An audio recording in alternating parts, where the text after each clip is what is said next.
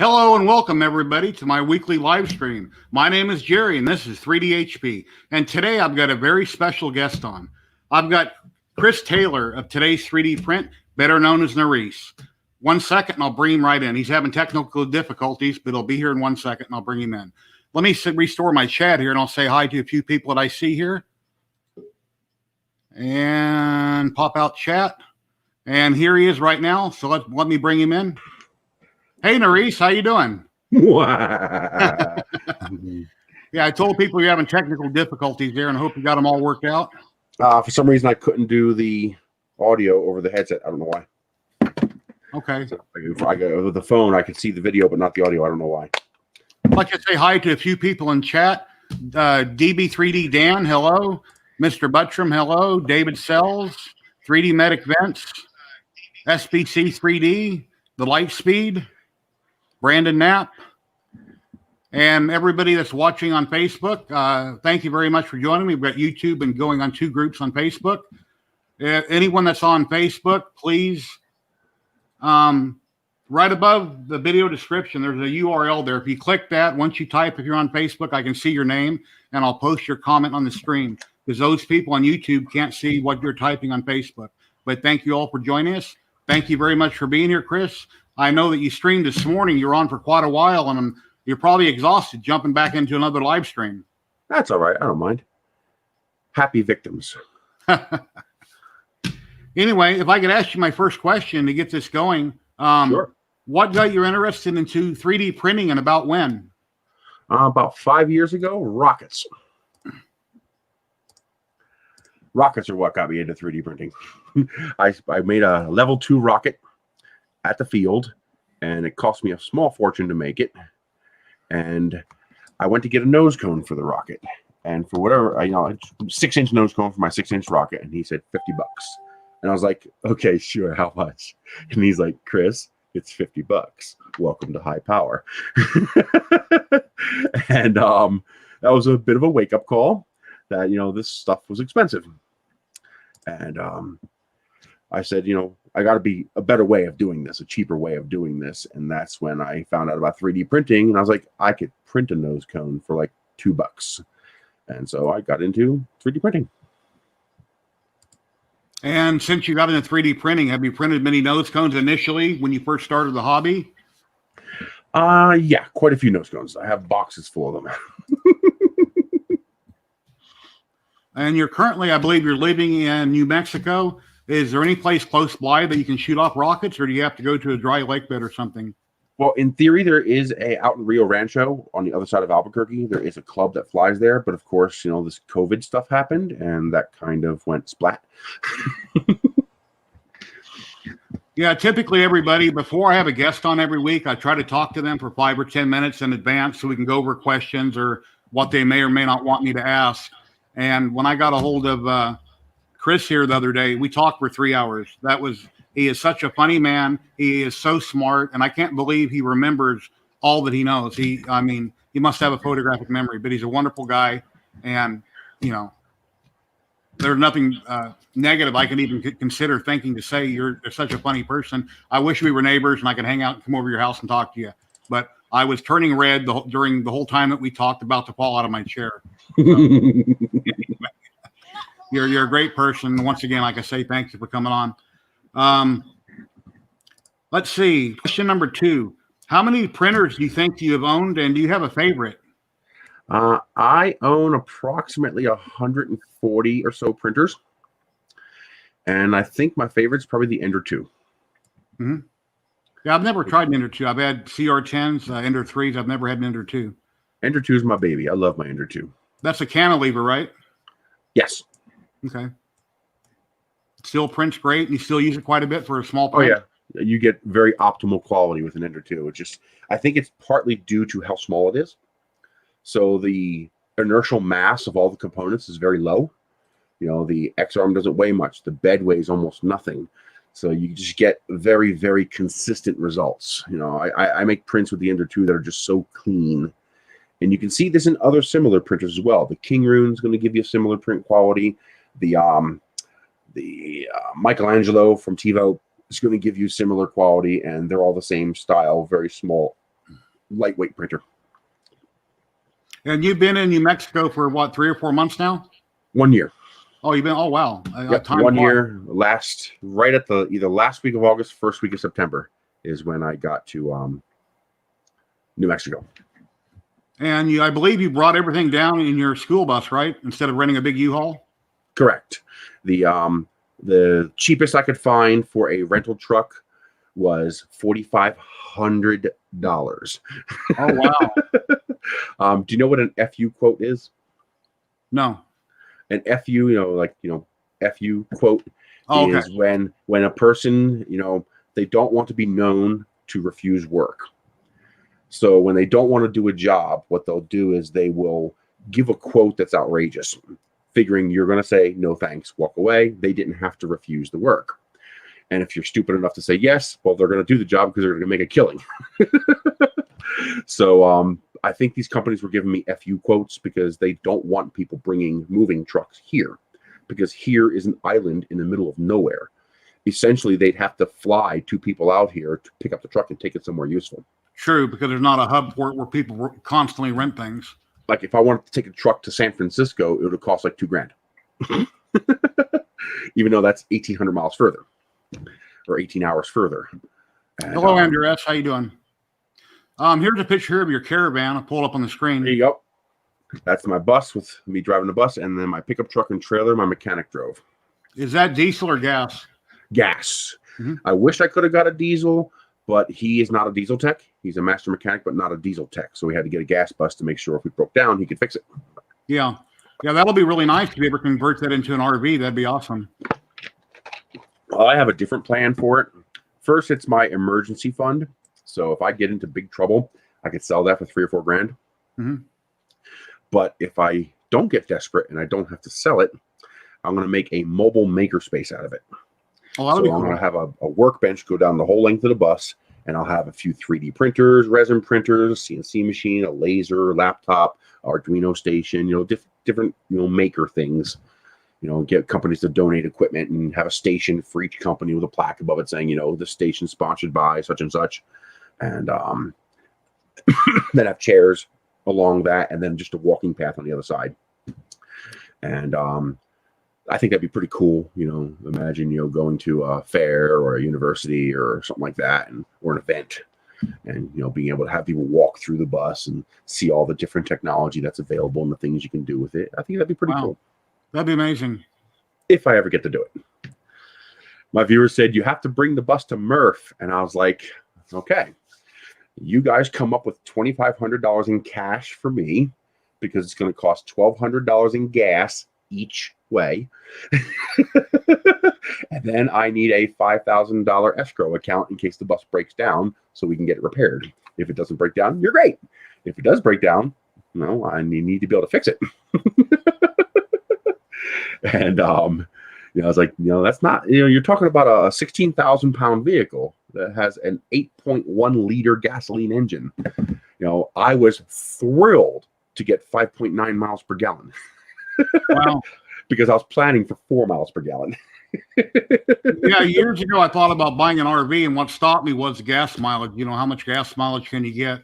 Yep. And sometimes when you go on trips, you want to stay somewhere to enjoy the experience of where you're at. But now that everything is going on, it'd be better to stay in an RV and not go in anywhere you don't have to. Yep. Until things get better. It's expensive. Well, here's something I usually show every week whenever I have a stream on. We'll show you my 2 mascots. This is Nikita and Sandy. Sandy is a brown and white dog. I've had her for a few months now. She came from the pound, a rescue animal. And she's a terrier boxer mix, I think. And Nikita on the couch is a black Jack. She's part Jack Russell, part black lab. And the reason they're staring at me, I'm holding a treat in front of my cell phone. So they're perfect for pictures. Like, we know how to be bribed. And here's your buddy right here, if I could pull this one up. There's my little kitten. I cannot believe how tiny he was. I mean, I look at that picture and I think he was never that small. But there he is. And we have one here, same time frame or bigger? Oh, no. This is now he's full sized. So that was just taken a few weeks ago. So He's 12 pounds now. How old is he? He is 1 year old. Oh, cool. He was born first week of August. Cats usually have a pretty long life, 15, 16, 17 years. So they in indoor cats can live 15, 20 years, and he's an indoor cat. So I'm hoping for a good solid 20 years. My last cat that I had, when I got her when she was a kitten, she was declawed. Her front claws were declawed, and she was only an inside cat. And though I have a doggy door for my dogs to get out, she would never venture outside. She always stayed in, so that was kind of nice. Yeah. Because every time you have a cat that goes in and out, you never know what's going to happen to them, and if they're going to come home. So you never know, things happen. Last thing you want is something bad happening to him. That's for sure. Did you print the full-size Captain Planet? I see you have it in the background there. Oh, yeah. He's printed in a couple of pieces. Now I'm just fixing my window here. There we go. Getting that all fixed. That was printed on my Anycubic Chiron with a 1.2 millimeter nozzle using, I believe it's baby blue from Filament One. And then I painted them with acrylic paints. What kind of layers and infill did you have on that? My layer thickness is 0.4 millimeter. I got to find it. He's here somewhere. I don't know where he's at right now, but I also printed him in full color on resin printer. So the artist is C Magnet on Thingiverse. He has some absolutely mind-blowing models. He's a genius at this stuff. And he broke the model up into parts for me so that I could then resin print the individual parts in different color resin. So I was able to do Captain Planet in color on a resin printer and then just glue the pieces together. Yeah, Dan said his mom had a calico that lived at 21 years old. That's good. Nice. It sucks when animals pass away. Yes, it does. So I know when I had to put one of my dogs down a few years ago, my wife went with me to PetSmart and didn't go in the back room with me, and I was there when it happened. And she said, I've never seen you cry before. Yeah, well, it happens. So, it's sad. That sucks. Now, where is the other thing I'm looking for here? Hello, John Mack. Hello, Omar. Yeah, Robbie Mack and John Mack. Every time I'm streaming, I get their names confused. When I start talking about the banner that Robbie Mack had made for me, I keep saying John Mack, and for some reason, my brain isn't working right. Oh, but Betty Boot 45 is my wife in the other room, and she said she did cry. And now she's 46 today, so we'll just say that the 45 represents when she started getting on YouTube. So, and her name is Brandy. Anybody that's wondering. You look at my pictures here. And if people haven't seen my stream before, here's my messy room that I'm in right now. This is what my hobby room looks like. This used to be a living room in my house. It's the biggest room in my house. There's a second living room here also, which is much smaller. And I used to keep a pool table in here and never used it. And then I had a big table for company whenever they came over. But, that's only on holidays. So I figured let's make it a makerspace. So that was a perfect idea to turn this into a makerspace. And then I don't know if you can see my mouse on camera, but behind the chair down here, there's an 8-foot long table that's full of models that are unprinted or they're unpainted. They're just stacked up because, like my wife says, he prints, and he doesn't paint anything. But I paint very little. Hey, Anthony's in the stream. He's my sister's boyfriend from Pennsylvania. Joe? Oh, he said Anthony. And it was in my stream. Oh, I see. Okay, you got it to work, so we're both yeah. Simulcasting. Yep. Okay. If you're more eyeballs, that would be a good thing. Thank you. Yeah, everybody over on the other stream, hello. Thank you. My name is Jerry from 3D Printing and Painting, or 3D HP, and I do this each and every week and just try to get through it. And then I do hangouts every week, usually 1 or 2 a week. I'll just jump on. And the first time I did it, I figured, well, I'm going to hang out for about an hour. And a few people jumped in. And next thing you know, it was 3 or 4 hours later. And now I understand how time just flies. And then I was getting ready to stop streaming and somebody else jumped in. So I just, it didn't bother me. We just kept talking and kept it going. And it was wonderful. So it's a lot of fun. Yes, TK3D said that I wanted to call my cat Satan so I could stand out the back door after midnight calling him in. But the ex said no, so we called him Titan. I can imagine, 1 o'clock in the morning at your back door going, Satan, come on in. Yeah, I didn't realize that you had that fixed. So whenever there's something to read, just start talking or hold your hand up and I'll shut up. So because now we have twice as many comments to read. That's cool. Good. More victims. Lots and lots of victims.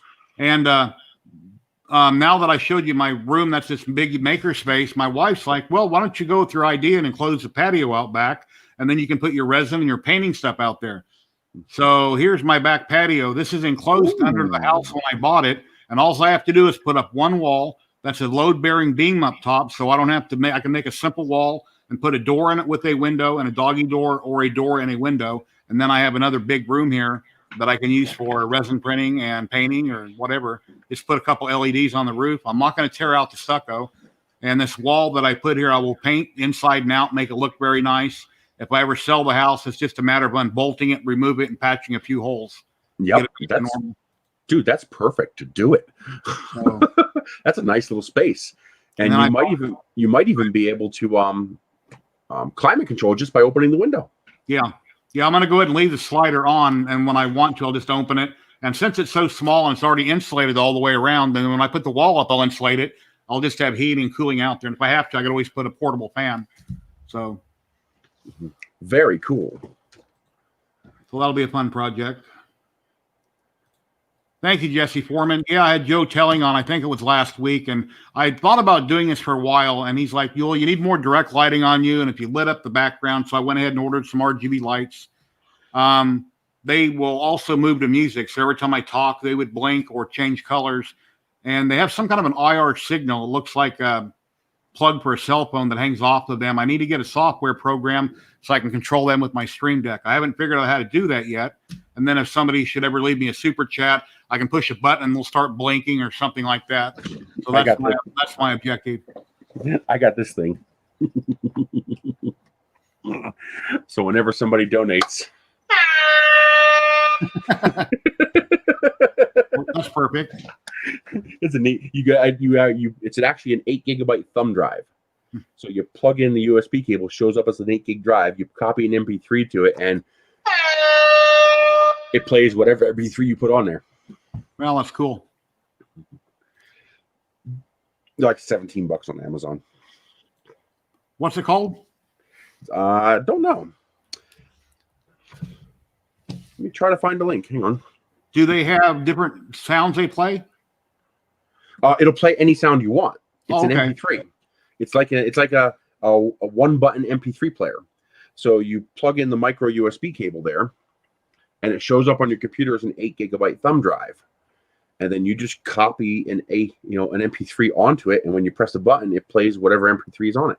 Oh, I see. Okay, I'll investigate that. That's an easy way.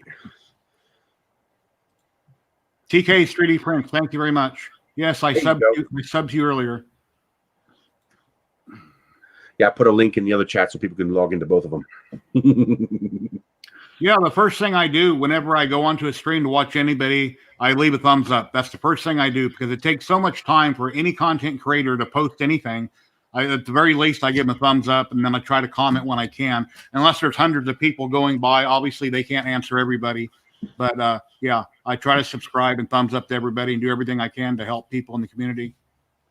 Something else that people don't realize is that sometimes people don't want to subscribe because they don't want a channel filling up their inbox. Well, there's a way to take care of that.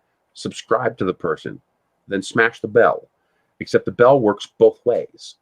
You can tell the bell, I want to see all the videos, or you can tell the bell not to show me their videos.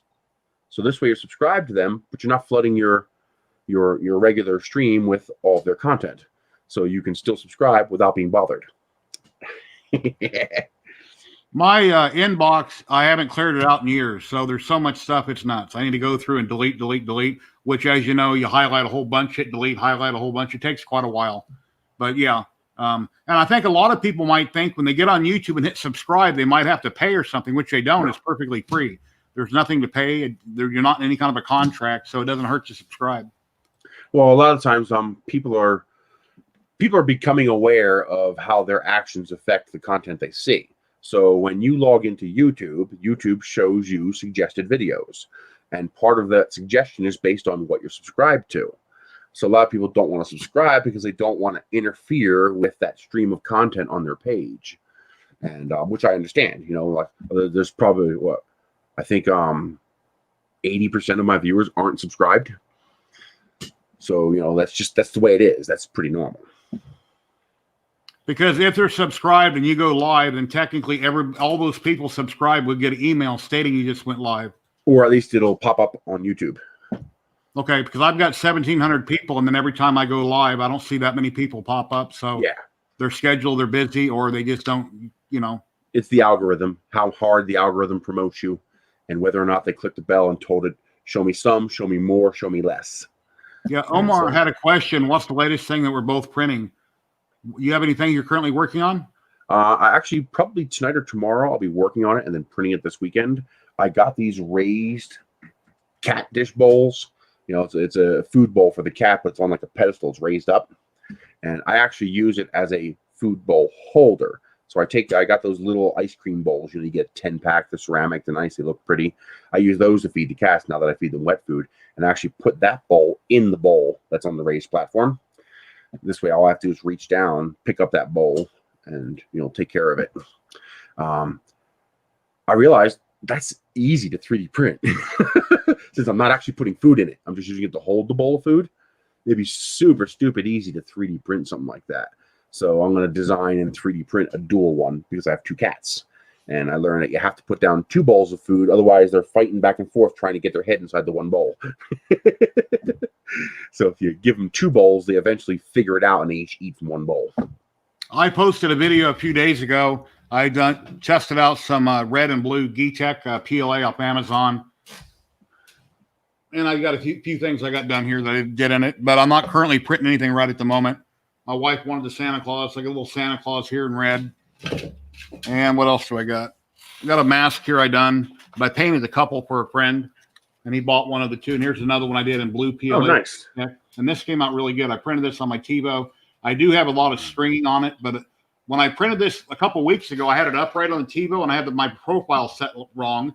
And it got to about right here. And then I ran out of gantry. It couldn't print any higher. So I had to drop the model back through the bed and reprint the top 3 times. Whenever I have a problem, I just go into S3D, put the model in, drop it down. I kind of guesstimate by looking, and then I reprint that area. So this one, I just leaned it way back, and it printed fine. So that's the only thing I've really worked on lately. I've just been busy with, you know, setting stuff up for future things. But I don't have nothing that I'm currently printing. If you want to try something neat, it's not a perfect print because you won't be using any infill.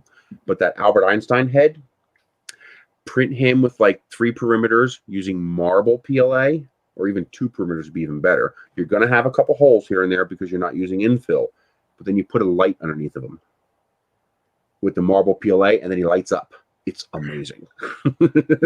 It's a really cool print. Typically in S3D, my layers are always 644 with like 4% infill, and I print something like this at 0.2 millimeter layer height. Most of my bases are 0.20 millimeter layer height.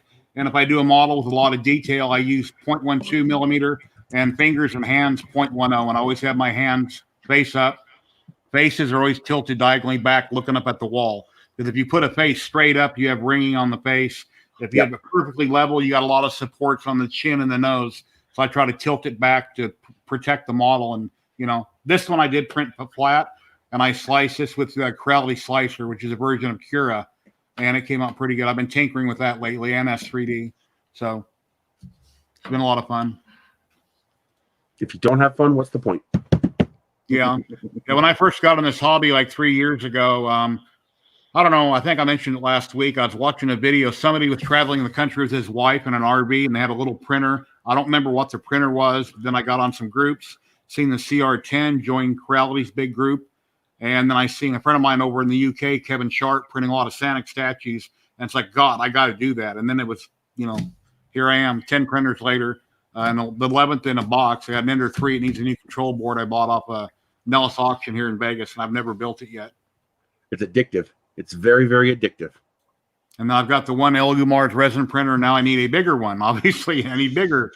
So it took me a long time to jump into resin, but the quality is just awesome. And now they're making resins where you can mix different resins together, so you can take the print and drop it, and it won't break. It won't shatter like glass. So that's common. I do that all the time. I mix. See, they have a resin called Tenacious, It's a very tough, semi-flexible resin. The problem is it's $65 a kilo. So I take regular cheap resin, the $25 a kilo, $30 a kilo resin, and I mix in about 25% tenacious. So now I'm at about like $35 a kilo, and I get not as good as tenacious, but a lot more break resistant than the stock resin, without the mix in. But yeah, you can mix resins. That's not a problem. And I always hollow all my models, unless the part is so tiny that I don't want to try to hollow it. I'll make that solid, but I always hollow. Because if you don't, there goes all your resin. And I fill my vat up over halfway, like 3/4 full, as long as it's not overflowing the top when I start to print. And then if I think I'm going to run out, obviously just take the cap off and dump more in and keep going. So there's one time in a year I actually ran a vat dry. And the day that happened, I knew it was going to happen. I was up during that night looking at my printers, but I forgot to add resin. I woke up and the vat was dry and the print it failed. So, oops. Let's see. Omar says he hauls everything if I can to make silly thin walls. I think I started doing mine. I think at 0.20, something like that. Uncle Jesse did a video where he's making his walls a lot thicker, and I moved on to that, and the models are coming out better. And then whenever I have holes, drain holes, I simply take a little bit of resin and a plastic eyedropper off Amazon, put a drop or two on it, take my UV light, cure it. Once it's cured, then I just sand that over, and then it's good to go. Oh, to seal up your drain holes. Yeah. Just those on Amazon, you can buy a whole bag of plastic drip eyedroppers, and just take your resin in the vat, put a little drop in the hole, set it down in your paper towel, take your UV flashlight, hold it on it for like 3 or 4 minutes, and it's cured. And if it's sunk, put another drop on it. Then it's going to be bubbled the other way, and then just sand it off, and it's perfect. That's awesome. I never even thought of that. Okay. Huh. I'm amazed that I told you something you didn't know. Yeah, the day you stop learning is the day you're dead. Question number 3: do you have a favorite print that you've ever done, or is everyone your favorite at the time that you do it? I think my favorite print is C Magnet's Fairy, when they had that little contest, and I did it in multiple parts, and a little fairy about this big. I did the body in gold Krugerrand from Paramount 3D, and I did the skirt in Winter Wonder Blue from Protopasta, and then I painted some parts of her, and it came out so absolutely stunning. It's one of my all-time favorite prints. Yeah, I see on Facebook we only have 2 people watching, and I see on YouTube it says 21. I'm trying to think of how I could find that to show you. Okay. Fairy. Yeah, here about a week ago. Okay. Got it. I want to share screen. Yep. Hang on, I'm going to send it to you. Okay.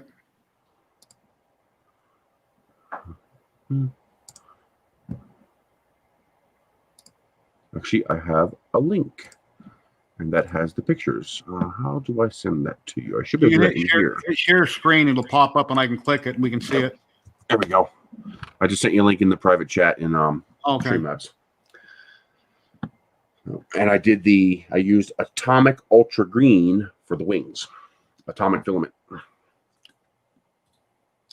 and it came out just absolutely stunning. It just came out so pretty.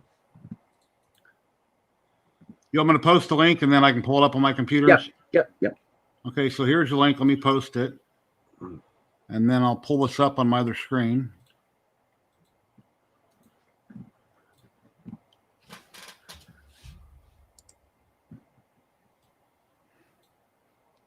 Let's see.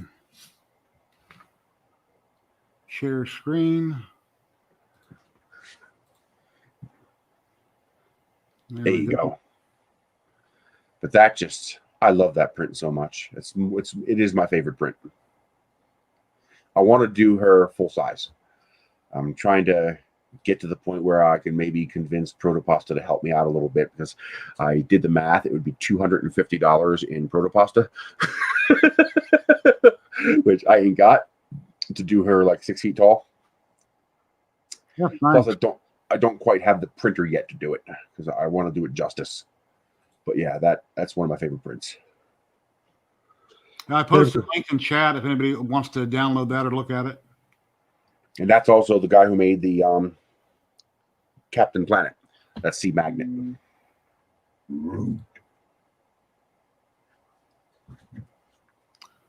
Let's see. Here we go. TK's 3D print. I find if you learn the model by the time you add the supports and raise them, see, let me just read that myself.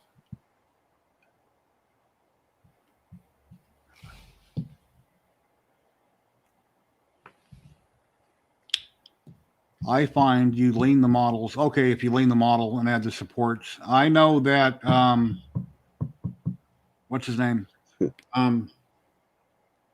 Chris Work Hockey done a video where he was angling models in the slicer, adding supports, putting it back upright. That way the supports don't run all the way to the bed and they just stay on the model. For instance, under the chin, it would go diagonally real close instead of all the way down. Is that what you're talking about, TK?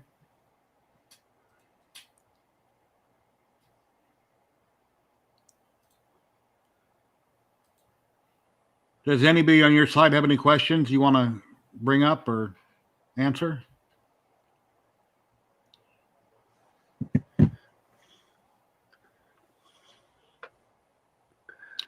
Yeah, Timothy says he has 12 printers, and Jerry said he has 8. Yeah, for now. They'll have more. Oh, yeah. Oh, yeah. You know, a lot of people will get an older printer like a CR10 they bought 3 years ago. Well, I need to upgrade. I need a newer one. No, just fix what's wrong with it. Printers will last you forever if you replace the belts or the motors or whatever goes wrong. There's no reason to ever get rid of that printer. You don't have to be like the Joneses and have everything new. If it's working fine, no reason to upgrade. I have 2 original CR10s that both have over 5,000 hours of printing on each, and I had to do nothing to them. Just clean them every now and then.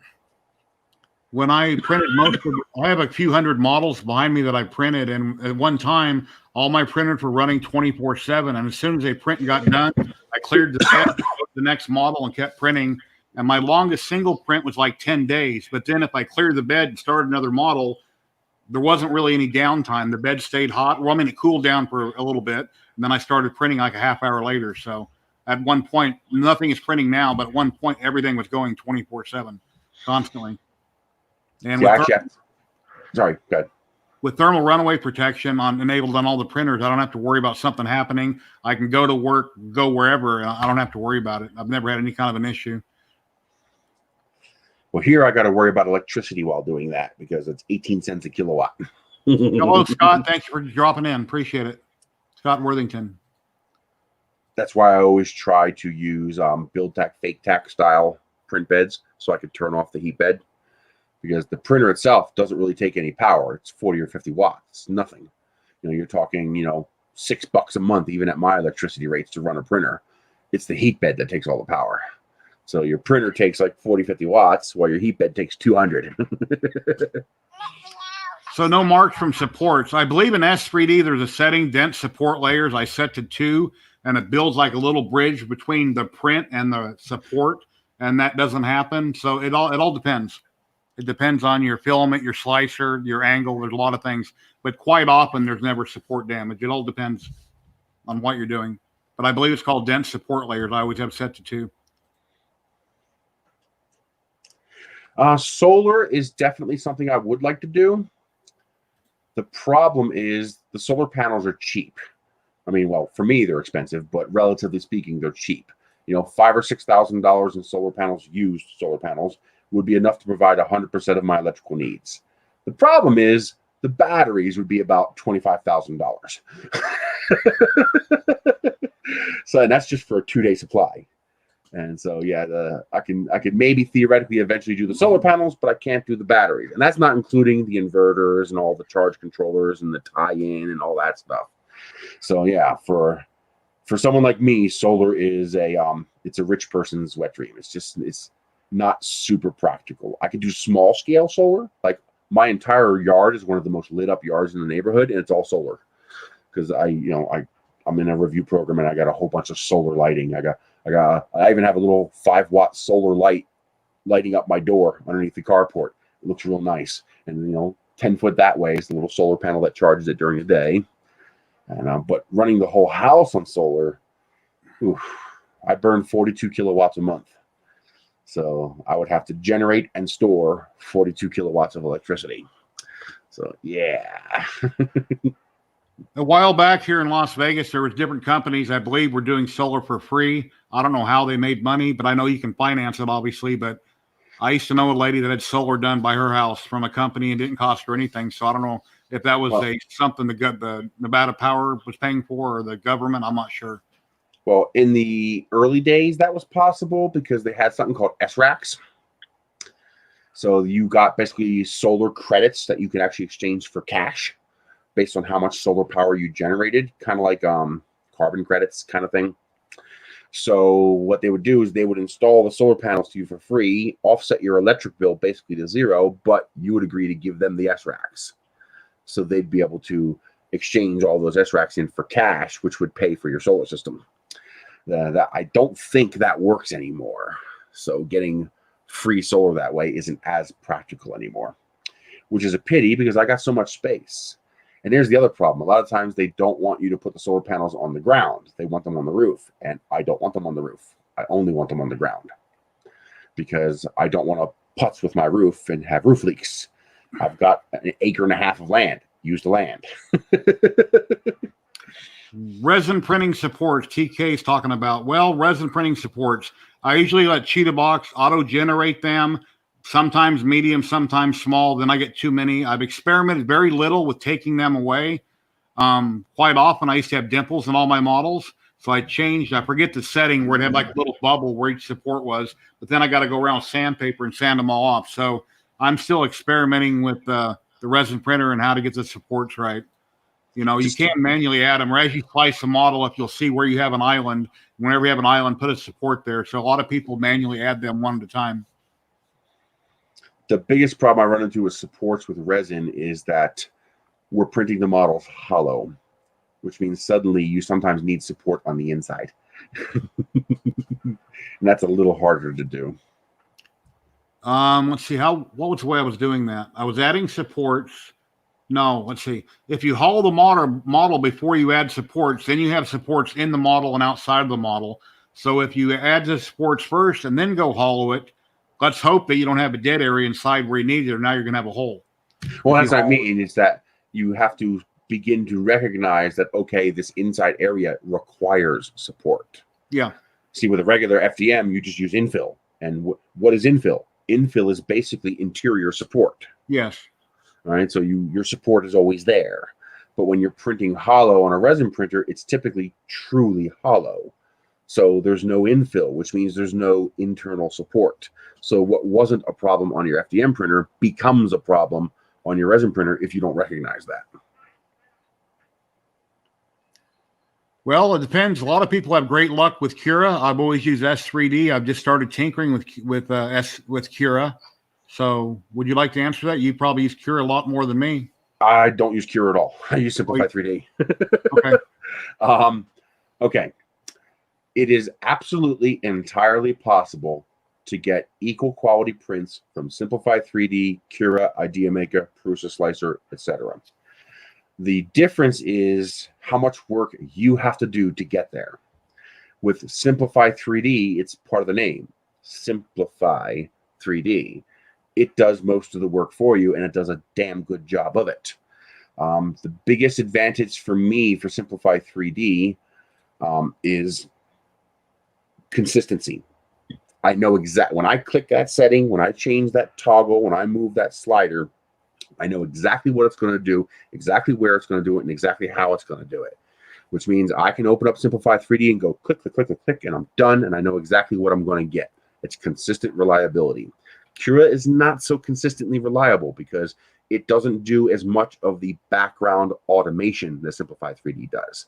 So you have to do that work and select those settings to get it right. It just takes a little more groundwork on your part to get it right. But I've seen people make prints with Cura that look absolutely stunning. That's the Mandalorian. I'm not sure what print my wife's talking about. Somebody mentioned about a print behind me, and I'm not sure what they're talking about. Here's a Mandalorian. This is from Tony Chambers. Tony Chambers had this commission over on 3D Model Crowdfund on Facebook, and he commissions a lot of beautiful models. This is currently, I think, on sale for like $10, if I believe it. On my Facebook group, he posted an ad the other day, and all their models are on sale right now. So, but yeah, it was a lot of fun printing and painting. And my dog won't get off. Get down, doggy. But I'm not sure what print they were talking about behind me they wanted to see. I have so many. As a content creator, that's actually a problem I run into a lot, is that I see these models behind a paywall. You know, you have to buy them, or you have to be a part of their Patreon to get them. And I'm not, and I can't. You know, well, people don't realize that this isn't a hobby for me. This is my livelihood. This is how I make my living. So I can't just, you know, willy-nilly, you know, buy $200 worth of models, because I have to somehow make $200 to get that $200 in models. And you know, well, you make a video, yeah, but each video only makes like $4. You know, you're gonna make like $4 or $5 each video at my level. So that one video is never gonna make enough to pay for everything. And you know, and I also, it's a moral quagmire as well. I refuse to ask the artist to give it to me, even though many of them probably would say yes, because I just think that's wrong, because that's their livelihood. That's how they're making their money. So that's just not morally sound to me. And then I refuse to join a Patreon for 1 month and leech their models and then cancel, because again, that's morally wrong.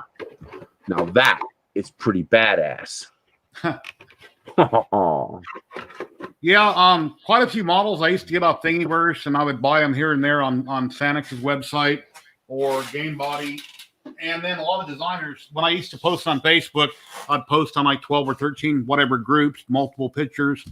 You know, when I first get done printing them, and then when I paint them, I'd repost. And then a lot of designers started approaching me.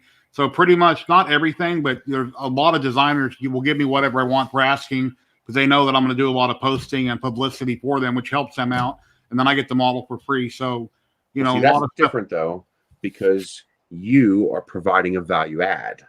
Yeah. A significant value add. You're printing them, you're finishing them, you're painting them. That's a significant value add. What you're doing is going to cause people to want to buy those models. Yeah. I'm not going to finish models like that, at least very few of them, because it's just outside of my skill set and time set right now. So that's no problem for you doing that, especially because number one, they're approaching you, and number two, you're providing a value add. You're basically doing what I do for printer manufacturers. I provide a value add to the printer manufacturer, so they don't mind sending me printers. You provide a value add to these model makers, so they don't mind sending you models. So that's a symbiotic relationship. What I want to do is not be a parasitic relationship. Is that a red Hulk? Yeah. I didn't know there was a red Hulk. Here, let me make it full screen. You see it better. Yeah, it could have been a purple Hulk or a green Hulk, but yeah, there is a red Hulk in cartoons. Huh. At the time that I made him red, I didn't know there was a red Hulk, but I just picked red. But that came out really good. Yeah, you're not kidding. Jeez. Yeah, I mean, I got so many things that need to be painted, and then I never used to print in colors, where most people were printing with colors because they didn't paint. So recently, when I got the Ender 3V2 from Creality, I started doing more printing with colors, things that I'm not going to be painting. So, and like, here's a vase I did. This is done in ZYLTECH PETG in base mode. And what's cool about this base mode, because PET has a lot of give, I'm not crushing it. It's kind of like, feels like TPU basically. Where if I did this in PLA, I'd go like that and I'd break it. So, little trick for you for printing vase mode in PLA: over extrude. Okay. So do a multi-process. So do your bottom layers, you know, your normal way. And then when you get to the point where you're going to switch to the single wall vase mode, you can do that in Simplify 3D. Tell it to extrude at, 1.5. And you'll basically get the equivalent of like a 0.5, 0.6 wall thickness. The print will still look fantastic, and it'll be ultra strong.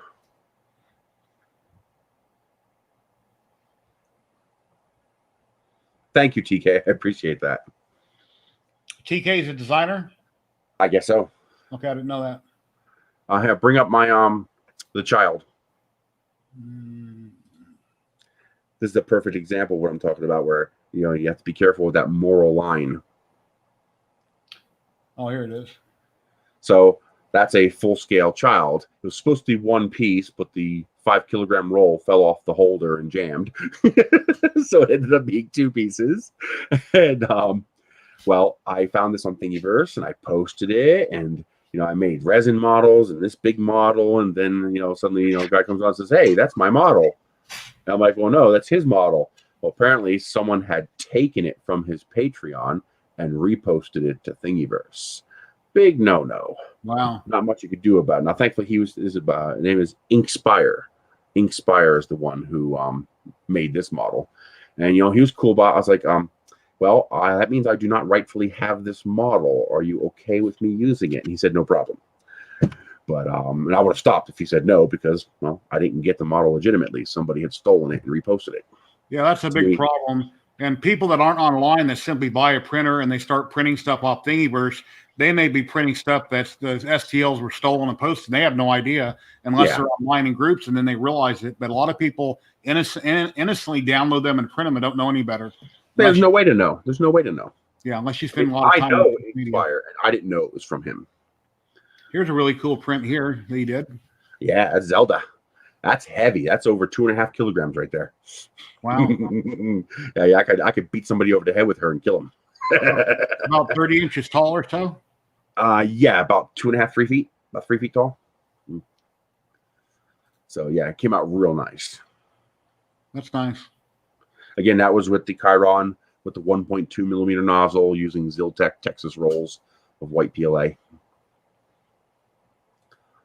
Once I get if I ever manage to get this shed up, the third person who looked at it turned down the job. So I'm back to having no one to finish it. I got like $3,500 paid out for this damn shed already, and the guys quit. They just left. It's like, did they frame it up, or are they taking an old building and they're trying to restore it?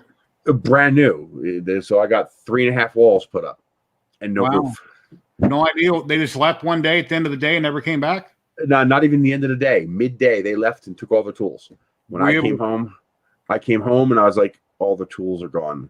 That usually means they're not coming back. Michelle said the 2 of them got into a big fight and they left. So I think him and his partner had a breaking apart. And sadly, I think it was partially my fault. Not my fault like I did something wrong, but I think I created the conditions that allowed that to happen. The one guy, he never applied for unemployment. He didn't know he qualified, because typically self-employed people do not qualify for unemployment. So he wasn't aware that he qualified, and he didn't think his girlfriend made enough to qualify. And I corrected that.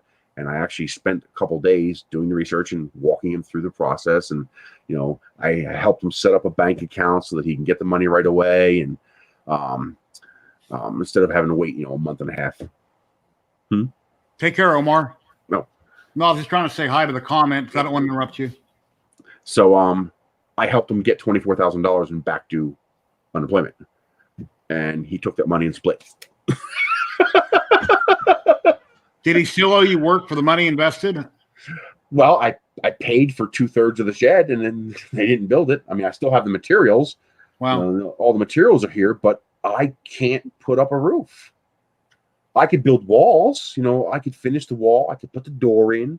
I could put the wall insulation in, but I can't do a roof. Is there any kind of trusses, or is it just open right now, open to there? Just open. Okay.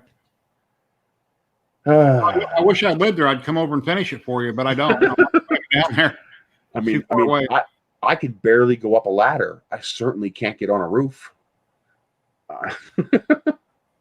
So I don't know. Yeah, I love VR. I've got a Vive and a Odyssey. I love to play in VR. I haven't played in a while, but I love VR. What I think I'm going to have to do is take the 2x6s that I have and bring my platform up into the shed, if I can fit it through the doorway, and just screw the 2x6s like every 12 inches into the roof, and then cover it with a tarp, wrapped around those 2x6s, and then stand up 2x4 beams inside each 2x6 to make the roof strong enough to handle snow until spring comes. Look on Facebook, Marketplace, and Craigslist where you're at, and you'll probably find somebody to do it. Or talk to your neighbors; they probably know somebody to do side work. That's what I've been doing. The problem is we're getting into winter's coming here. In a month and a half, it's gonna be winter here. Well, it only takes a couple days to get that finished. Well, the problem is they're booked up. Oh. So the one guy said, he's booked up 2 months from now, and he just won't be able to get to it before winter. My neighbor 2 doors down, he was going to try to help, but he just has too much work. He only has 1 day off a week, Sunday. And it's too much work for him alone, and he doesn't have a second person to help. And then the third person, they don't want to deal with any potential liability. Even though I told them, I understand it's as is where is. I don't hold you responsible for someone else's half finished work. They're still spooked about taking on basically what's someone else's liability. So I don't know what the hell I'm going to do. I got $5,000 sitting out there, and a loan for that $5,000 that I got to pay off. And all I've got left is the $1,200 that I was going to pay them when they finished. You pay for the material up front, and then you pay them the rest when they finish. Let me pull up a picture. Here's a picture of your property. Where's it at? There's the side of your house, right? So right where that car is, that's where the shed currently sits, except up against the house, of course. Oh, I see the grass you're talking about. Everything's like that. So if there's a fire, that would burn like a match. Yeah. Oh, yeah. Yeah. Now, if you look at the other picture, the aerial view from the drone, you'll see what I've done to mitigate that. So now you see how there's no grass on the entire right-hand side of the property. It's all asphalt millings, to create my drive. Well, I'm hoping if the second stimulus check comes through, that's what I'm going to use it for. I'm going to put 1 more truckload of millings and create a 5-foot path around the left-hand side of the house. Look, this way I'll have a 5-foot fire break around the entire house. So if there's ever a grass fire, it won't get to the house. What are you on, about an acre and a half there? Yeah, 1.25 acres. Okay. So I have all the way, see that mowed line next to the trees on the left? That's basically my property line right there. And I have all the way back to those. You see those short little trees in the back behind the bus? Yes. It goes all the way back to there. Okay. So 1.25 acres. Yeah, my property in front, I had 2.5 acres. It was 330 by 330 square. And I put up that green fence with, what do you call those posts? You drive in the ground with the pounder. You pound in those stakes. And I put green fencing all the way around the property. T-rails. Yeah, T-rails. Yeah. I was having trouble thinking of that. I would love to have 2.5 acres. And oddly enough, most of the lots on this street are 2.5 acres. Me and my neighbor are the only ones with 1.25. But the reality is it's plenty. Hi, kitty. This is Albuquerque? No, this is when I believe this was when, no, there's water. That's not Albuquerque. This is when I went to Murph. Okay. I flew into Baltimore to go to Murph. And that's coming into Baltimore. So you're looking at the Baltimore Harbor and whatnot. All right. Layla Mario asked, what's up with the bus? Well, the bus is my battle wagon. When I was going to move here, if you could bring up the picture of our convoy, when I was going to move here, they wanted $4,500 for a moving truck, like a Penske, rental truck. And I said, F you. I bought this 40-foot school bus for $2,800. Wow. So not only was this bus $2,000 cheaper than a moving truck, but I get to keep it. The $4,500 you spend for a moving truck is pissed into the wind. That money's gone. You don't get it back. Yeah. So now I got my moving truck to make the move out here. You can see it's packed to the ceiling, and it literally was packed to the ceiling. And it actually didn't have that cut down the side. I did that. What year is it? 2002 Bluebird B7000. Oh, wow. That's not old at all. No, it's not old at all. There's not a spot of rust on it. It runs like an absolute top. It didn't give me one single problem. The 2,100 miles out here. You had good tires on it, or you put new tires on it? Okay, I'm going to turn you up. I thought you were too loud, but apparently you're too low, so I turned you up. Yes, I had to put all brand new tires on it. And thankfully, I did that in Pennsylvania, not here, because here that would cost an absolute fortune. Yeah. These tires are $500 or $600 each. Yeah, like 8-ply or something. Something. They're truck tires. They're semi tires. They're 10R 22.5s. Let me know if that came out better, Pygar. I turned them up. So I had to put all brand new tires on it because the bus had retreads. As a school bus, that's fine because it's never going fast and it's never going far. But every single person I've talked to who has way more experience than I do told me you do not want to make a 2,000-mile cross-country trip with retreads, especially if you're going to be heavily laden. Yeah. So for $600, I got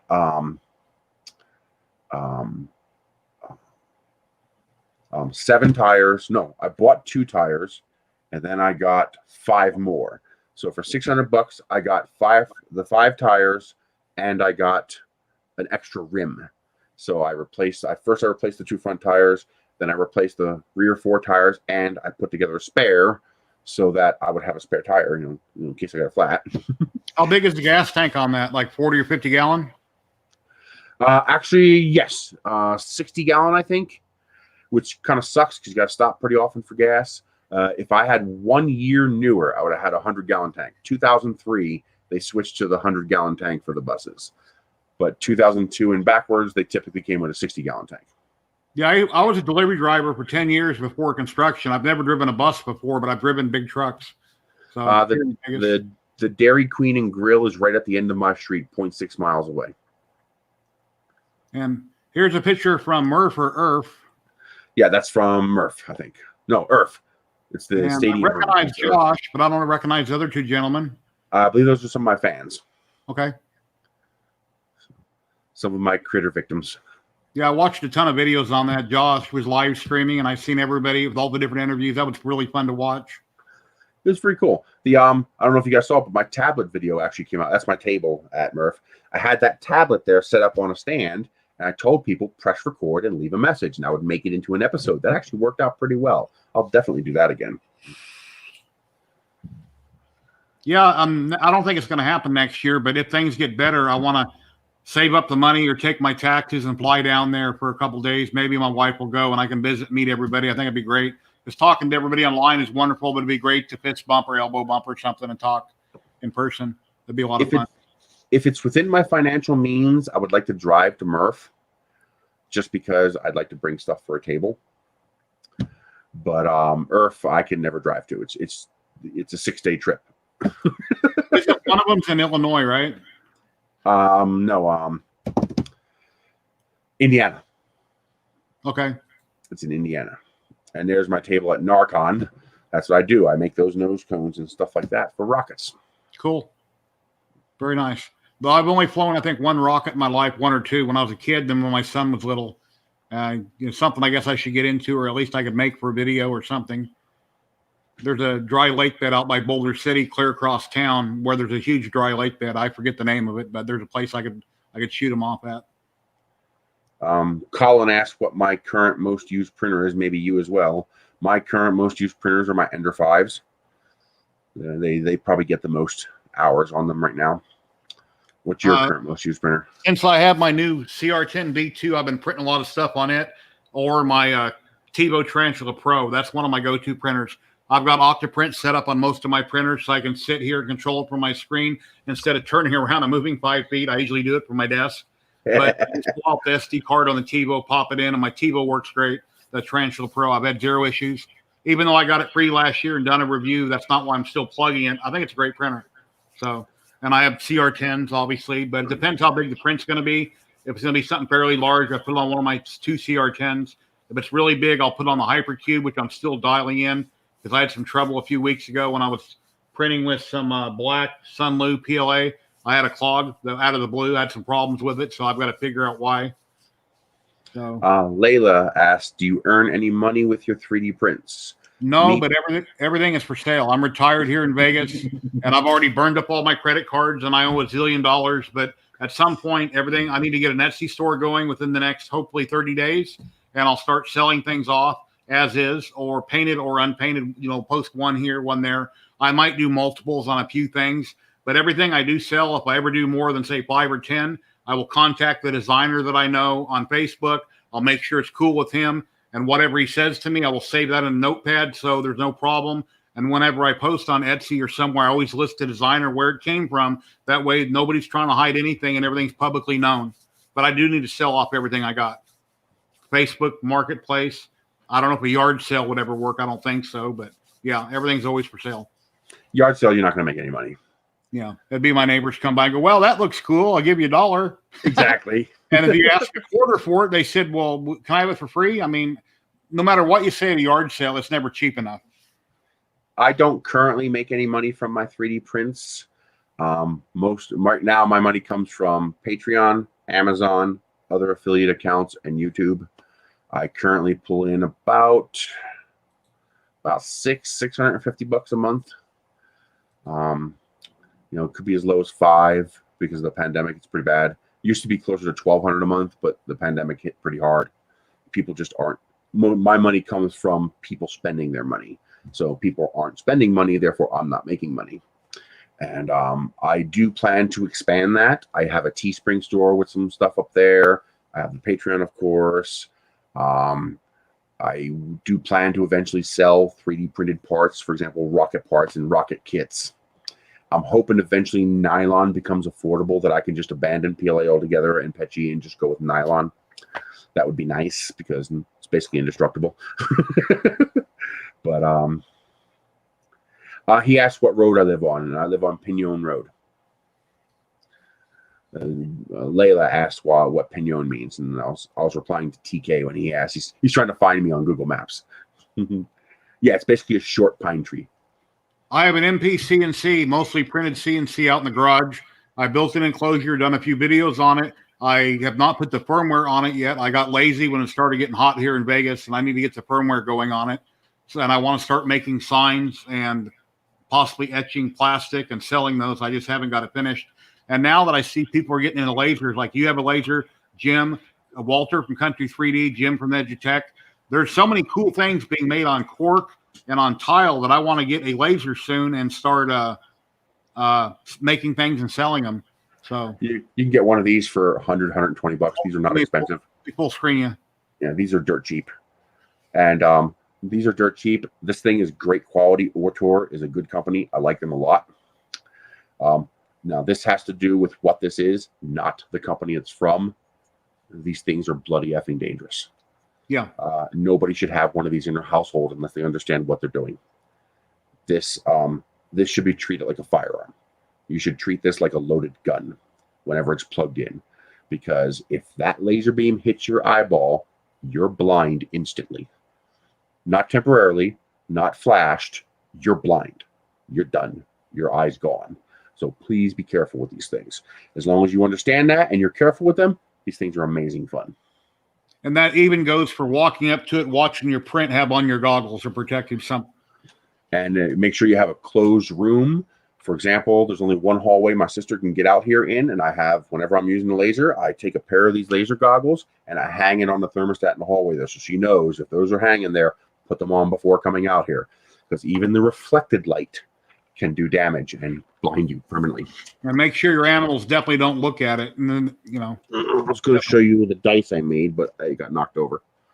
I downloaded 6 different Star Trek emblems and I lasered them onto a cube of wood. It came out pretty cool.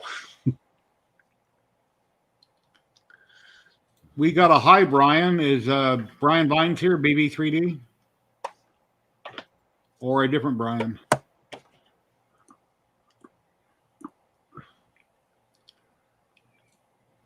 The blink rate for those lasers is 0.10 for a second.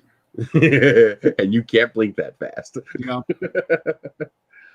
Yeah, it's like, somebody using a cutting torch and you look at it and you look away, or they're welding, you look at it for a minute and you kind of look away and you got like spots on your eyes because it wasn't good for your eyes. Or you can't stare at the sun. Obviously, everybody knows you can't look at the sun and stare at it because you can go blind from it. Except now you can.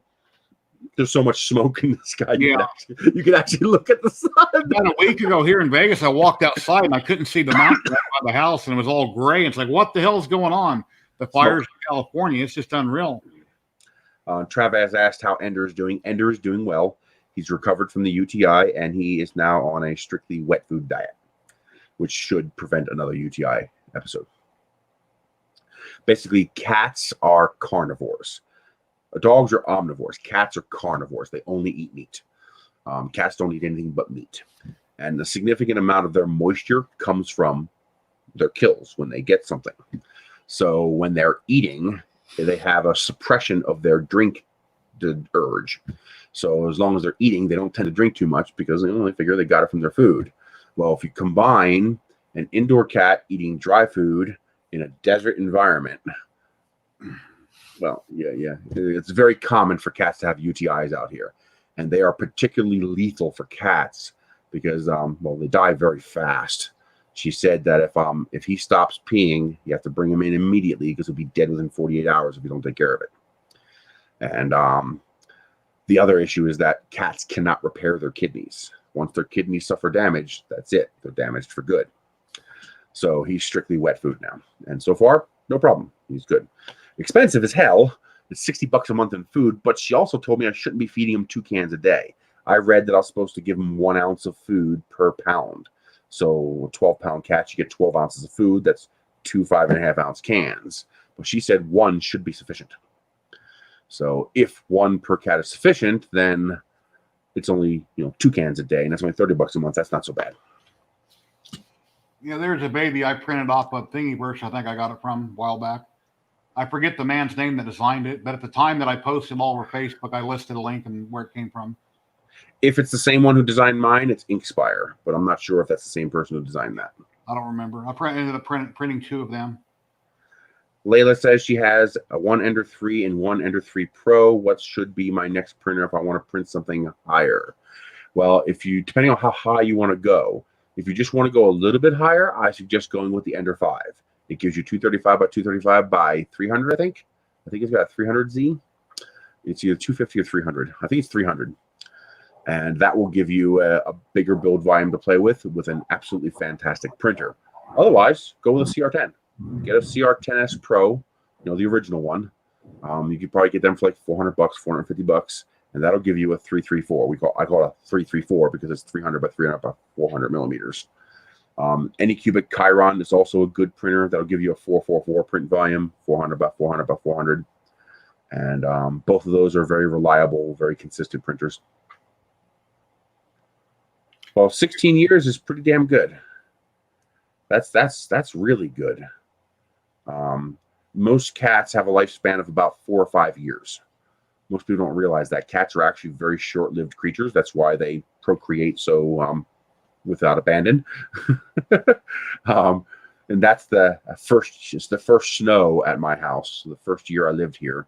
So I was only here maybe 4 months, 3 months when I took that picture. You got your drone up, right? Yep. That's what I'm holding in my hand, and that's what's taking the picture. I remember you had a fire. A neighbor had a fire, and you had your drone up, and you had it on Facebook. You were filming the whole thing. Yep, that's on YouTube. It's very scary. Was many people hear it buzzing, and they were looking up to see where it was coming from? Oh no, nobody even knew it was there. Okay. So it's right here. Here's the drone. It's a little tiny thing, and if I'm over 100 feet, you won't even know it's there unless you're paying attention to it. Yeah, I've never flown up very high. I mean, or outside at all, or with goggles, FPV. So it'd probably be pretty easy to get disoriented on which direction you're flying. You're flying away from when you're coming back. You got to reverse your controls, basically. Bring up the drone shot of my property again. Here, TK. Here's how you can confirm. That's what the house looks like. So type snip on your desktop, and you can snip that picture and then print it out, and you can look for it. Yeah, just don't go by at night, or something bad might happen. What? If somebody ever tried to visit. I eat people, so yeah. I got lots of land. I got 4 freezers, and I got 6 barbecue grills. I eat people. Texas Chainsaw Massacre, if you guys ever seen it, that was based on a true story. Oh, really? Yeah. Supposedly. You want to talk about how freaky the internet is? For example, I estimate next year it'll no longer be possible to hide where I live, because the very next time Google Maps updates its satellite images, everybody will know exactly what house I live in, because my property is extraordinarily unique and well known online. So and you can't hide 40-foot Connex containers, carports, and a 40-foot bus. But when I was getting the house, like for example, I bought the house as is, where is, sight unseen. My real estate agent was amazing. She climbed through a back window to get me pictures of the inside of the house. And well, I posted a picture of the front of the house, kind of like that drone shot in the snow. I posted a picture of the front of the house showing, there's no front door. I brought my front door from Pennsylvania with me. And within 30 minutes, like 14 people sent me a link to the listing for the house with the address. It's like, holy shit. All I did was post a picture of the front door and people found the house. Wow. Yeah. Brody has a question. Have you ever 3D printed a rocket body, or you always use cardboard tubes? I always use cardboard to some extent.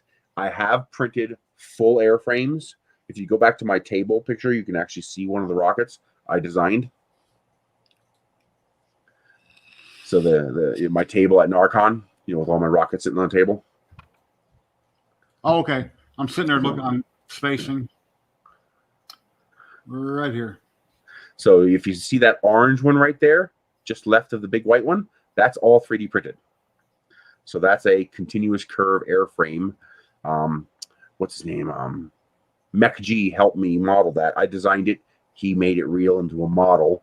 That's going to be a kit I will sell. But even that still has a cardboard tube going up the center. So like this tube right here, the one on the right with the black nose cone, that tube is going up the middle of this orange rocket.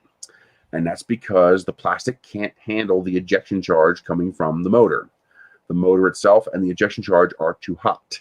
The plastic will reach deformation temperature and your rocket will fail. So this white rocket here in the middle, everything on this rocket is 3D printed. The centering rings are 3D printed. The nose cone is 3D printed. The fins are 3D printed. The engine retention lock on the back is 3D printed. Everything's 3D printed except the two paper tubes. The paper tube inside and the paper tube on the outside. And that's because, well, you use the right parts for the job. And in this instance, paper is the correct part for this job because it can handle the heat from that momentary ejection charge while the plastic cannot. Are those tubes bought specifically for rockets, or do you use... Yep. I don't want to be dumb and say to use like Christmas paper tubes. Those are probably too light. Actually, I used to use Christmas paper tubes. They were great until the manufacturers got cheaper and cheaper and cheaper until the Christmas tubes suck now.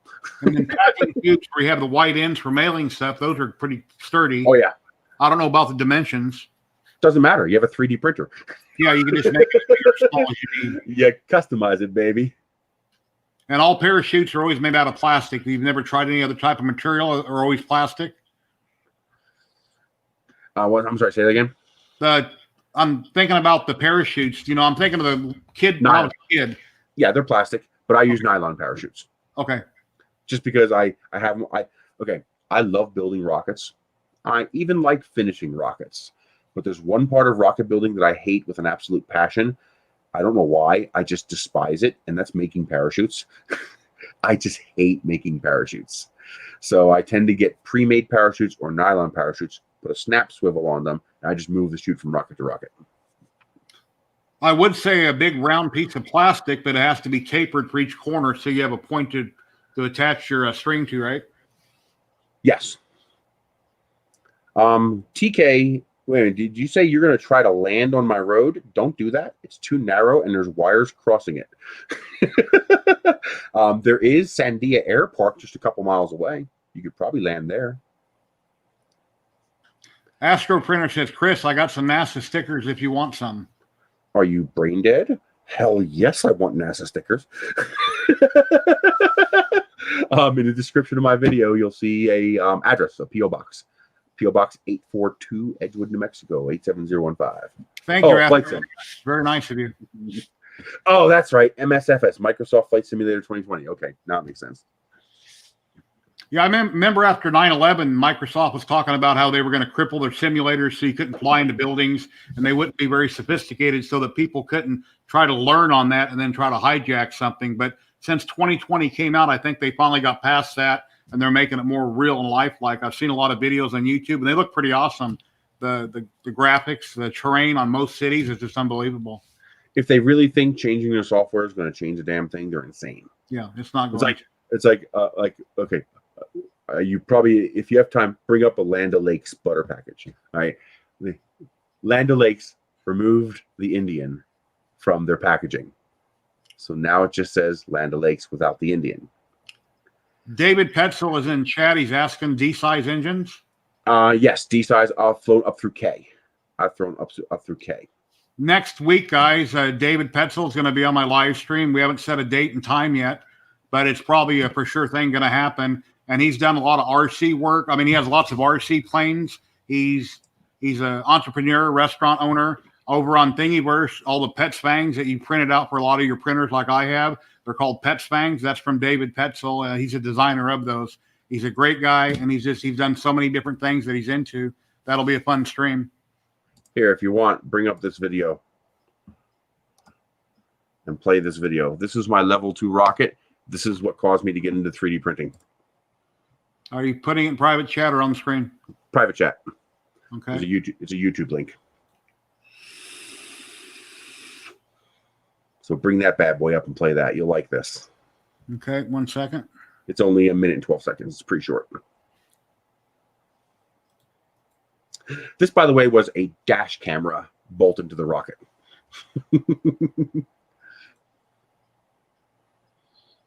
Let me share screen.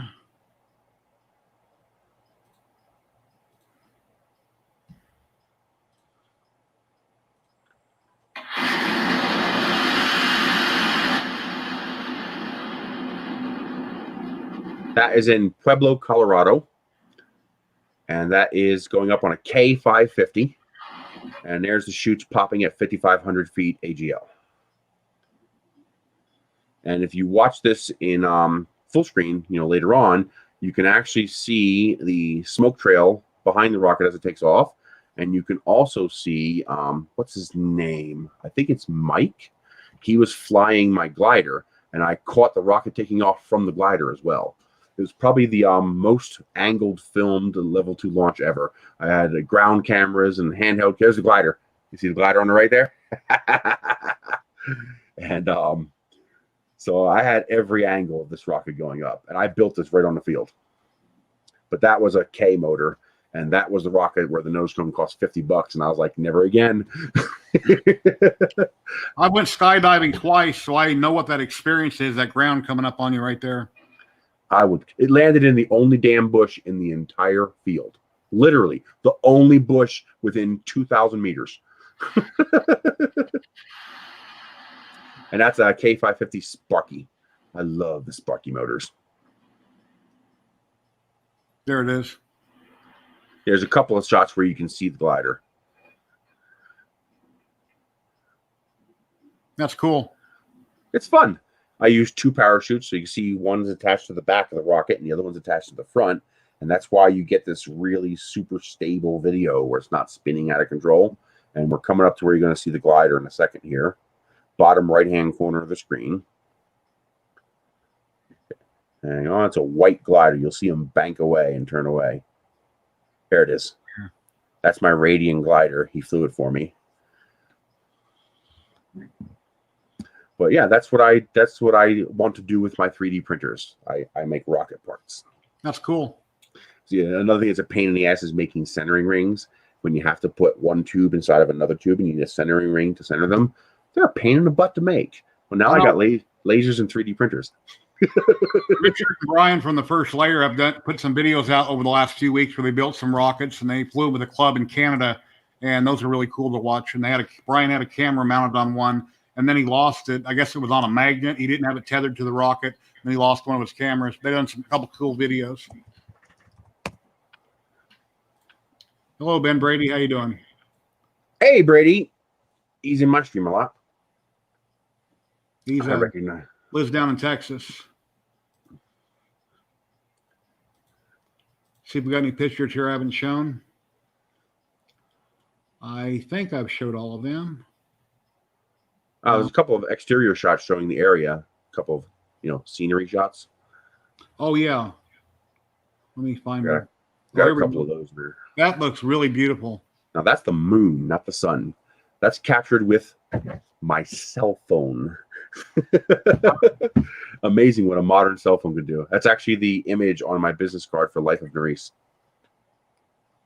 But it's a beautiful shot. It's just I got lucky. It came out real nice. And here's one here. I believe you're there. You live in? Yep, that's at the end of the road. At the end of my street is Quail Trail Road. It goes up to Church Street. So you're seeing the dirt portion and eventually becomes asphalt at Church Street. And that's just the way the clouds are coming off the mountains there. It's just beautiful. That's and nice.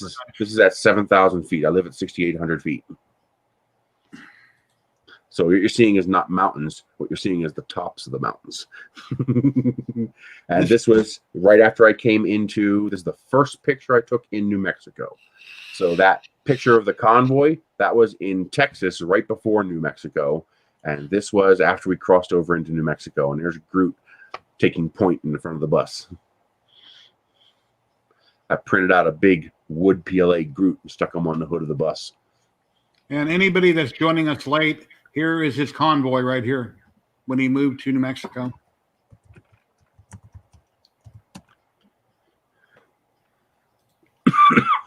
You told me a story the other day when we were chatting, and I about fell out of my chair laughing. But I made a comment. We were talking about the police or something and being pulled over, and if you're doing nothing wrong, and they always ask you, where are you coming from? Where are you going? Well, guess what? It's none of your effing business where I'm coming from, where I'm going. Because if I'm not doing anything wrong, they don't need to know everything. And you told me a story. Could you repeat that one? Sure. I have a bunch of those because the New Jersey has a lot of small towns with their own little sheriff departments. And I tell people that police aren't law enforcement. They're the SRS. They're the State Revenue Service. They're there to make money for the state. And, in New Jersey, when you get pulled over, you worry. When you notice it's a state trooper, you calm down and relax because state troopers, they're all business. They don't screw around. New Jersey state troopers aren't going to mess with you. It's the local cops that you have to worry about. So it's about 3 or 4 o'clock in the morning. I'm driving my 1994 or 1992, I think. Yeah, 1992 E150 Club Wagon, my blue van. I love that van. And I'm doing 45 miles an hour. The speed limit is 50. Okay. The reason I do 45 miles an hour is because if I hit 52 miles an hour, the van will enter overdrive. I can then slow down to 45 and it'll stay in overdrive. The slower you can go in the highest gear possible, the more fuel economy you get. I actually ran the numbers. I drive 55,000 miles a year. Doing that was saving me about $1,200 a year in gas. It's quite substantial. And the road is empty. The only car I saw for the last 30 minutes was the cop, and he was going the other way. Well, his suspicion boner got turned on, and he turned around and pulled me over. And I was like, why did you pull me over? And he's like, well, you're going a little slow. And I was like, that's illegal. But anyway, give him the paperwork. He's like, where are you coming from? And I was like, that way. And he's like, well, what's that way? And I was like, whatever's not that way. And he's like, you trying to be smart with me? I was like, no, it's not my job to do your job. All right, you're asking these questions to try to dig up information, to try to catch a lie, to try to create probable cause is what they're trying to do. And I was like, and that's not my job to do your job. And where I've been and where I'm going is need to know information, and you don't need to know. I was like, it's pretty simple. And I'm trying to be humorous about it, but if you want me to just tell you to go mind your own business, I didn't tell him that, but that's where it was going. He takes my information, he goes back to the car, he comes back. And he's talking. And at one point, he asked me, he's like, well, this vehicle could be stolen for all I know. And I looked him straight in the face and I says, then you're telling me you're a moron. He didn't like that. He took a step back, hand on his cuffs and guns, like, what did you say? I was like, you're telling me you're a moron. Or you went back to your car, masturbated, and did nothing with all the information I just gave you. It's one or the other. Because assuming you ran the information that I just gave you, then you know for a fact this van is mine.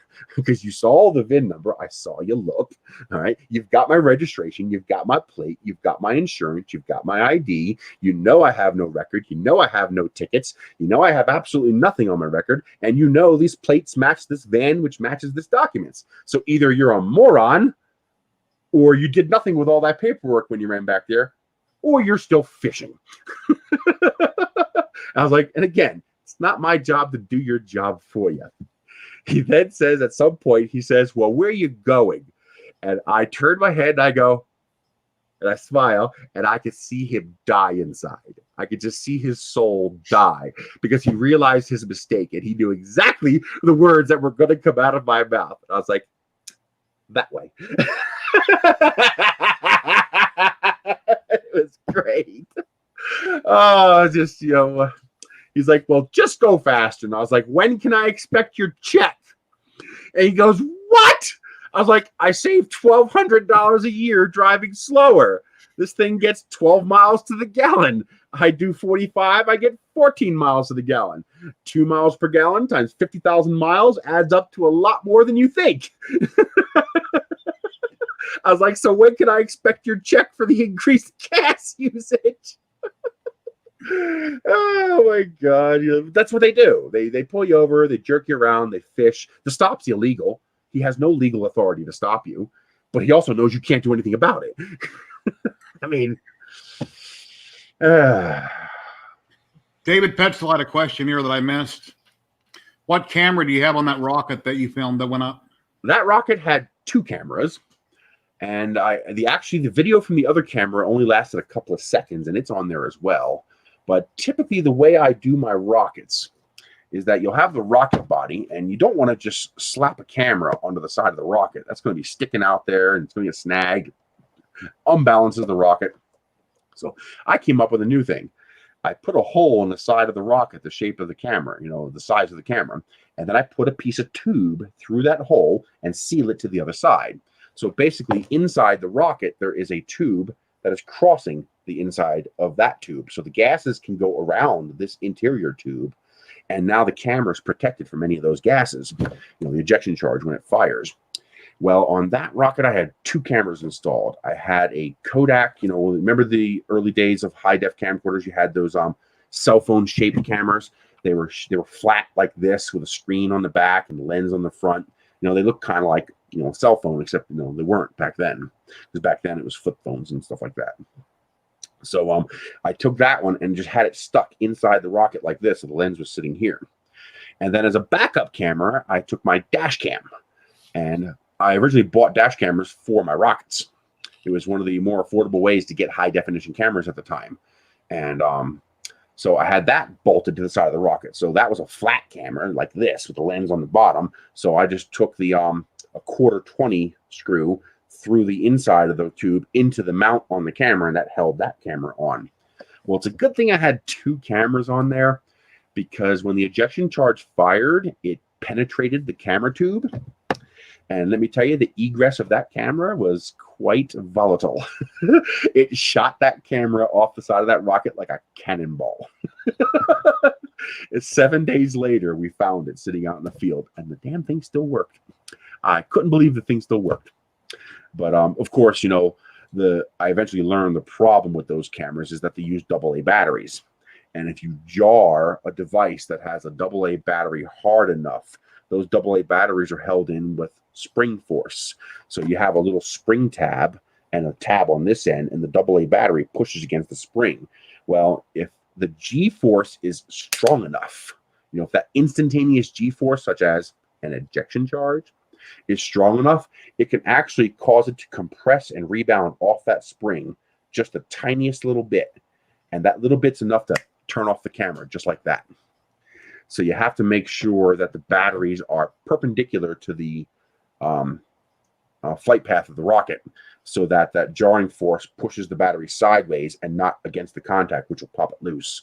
Or you have to make sure you have a plug or soldered in battery, because otherwise it'll pop free. I also have the distinction of having the first 4K video from on board a rocket. What was it? I don't think it was the Note 2. I think it was the Galaxy Note 3. Whichever Galaxy Note was the first to have a 4K camera. I actually mounted a 4K camera inside the rocket, and it actually worked. But one problem: the picture was clear, then the motor lit, and the picture was all blurry, and then the thrust ended, and then the picture came back. Anybody know what happened? Well, I can tell you what happened. The little lens has an actual moving lens. It has an autofocus. These cameras have autofocus. So there's a little piezoelectric motor that moves that lens back and forth to get you your autofocus. Well, Mounted this way, the travel direction of the lens is parallel to the travel direction of the rocket.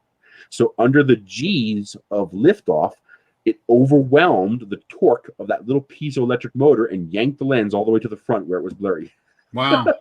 And it wasn't until the rocket stopped thrusting that the piezoelectric motor was able to bring that lens back and bring it back into focus.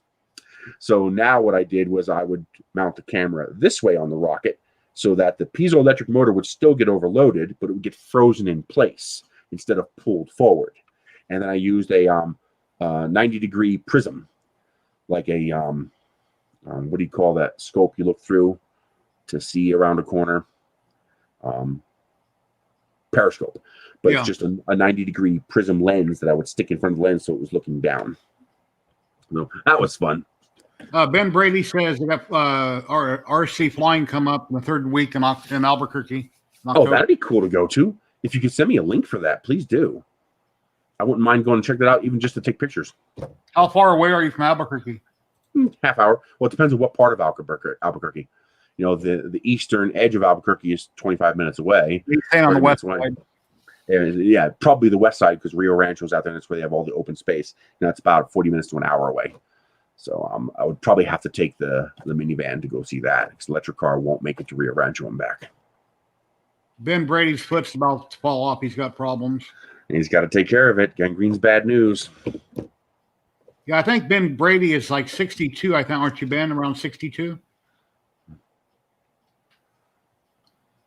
I know I ran a beard for a while, and I was looking a lot older, and I, scratching my face all the time. Oops, I got you on full screen there. There we go. I had a beard for about 4, 5, 6 months, something like that, with my goatee, and I looked really old, so I shaved it back off. So, Layla said, we don't have this in Belgium. We only got cops. Well, that's because most of Europe holds their cops accountable. The cops are actually there to do a job, and when they don't do the job, they have consequences. In the United States, we don't have consequences for cops. They are pretty much shielded from all wrongdoing. They could literally walk up to you, blow you away, and the news will say it was your fault and the cop was justified. And people say, well, that's not common. You're correct. It's not common. Tell that to the person who gets blown away. Yeah, I think it's in New Mexico where they had really high, the crazy speed limits. We pulled off in a little town going to Texas, and the speed limit was like 13 miles an hour. It's like, what the hell is 13? I've seen 5, 10, 15, 20, but it's like 13 or 14. It's a really odd number in some little town in New Mexico along the highway. It's like I've never seen a weird speed limit like that. And then neither have I. In Texas, on the highway, a lot of the speed limits were like 85. It's like, damn, I don't want to do 85. I have enough doing 70, 75. I don't want to do 85. Most of the speed limits around here are 65 to 75. And then at night in Texas, it's one speed, and daytime, it's another speed. Qualified immunity, that Colin brought qualified immunity up. Qualified immunity is legitimate. I mean, you can't have a cop being dragged into a lawsuit every single time he does his job. Qualified immunity makes sense. The problem is we've extended qualified immunity to willful ignorance. So when I interact with a cop, it is expected that my knowledge of the law will be perfect, or I will be held to account for what I do. But when a cop interacts with a citizen, they are permitted total ignorance. They just have to have a good faith, belief that they were doing their job. That's exactly backwards from what it should be. The citizen should have the lenience and the understanding, and the cop should have clarified understanding of what he's doing. So people say ignorance is no excuse for the law. Well, first of all, that's bullshit. Ignorance is no excuse for the law is a court-fabricated concept that is not based in any form of law. Ignorance is the only valid excuse for the law. Besides things that should be common sense, don't hurt, don't steal, don't murder, how can you possibly be expected to comply with a law you're not aware exists? Ignorance is the only valid excuse for the law. And our courts have arranged it because how dare the citizen say, I didn't know. So that's a court-fabricated BS. And yet cops are permitted total ignorance of the law. They can pretty much do whatever they want, and qualified immunity will apply. When I was younger, I had a big GMC Jimmy, jacked up really tall. It had 40-inch mutters on it and a really high lift kit. I took the springs and had them completely arced as far as they could be bent. and the headlights were eye level on the truck. I had trouble getting in and out of it. It was so high. And a cop pulled me over, and I got harassed for the height. And I moved the headlights down. And then another time I had a problem, so I had to go print out the law, carry it in my glove box. So if they want to harass me about their own law, here, read this. Here's what it says. So, you know. And today, they would ignore that printout and say, you just made that up. And they would harass you anyway. Yeah. And they'd get away with it. So, And probably sorry. And it's our fault. It's your fault. It's my fault. It's all you viewers' fault. It's all your fault because it's apathy. We permit this to happen and we don't do anything about it as a society. And so it gets worse. Remember, power does not corrupt. That's a myth. It's fiction. It's not true. You know, that saying power corrupts, absolute power corrupts absolutely. That's fictional. Okay. Power doesn't corrupt. Corruption seeks power.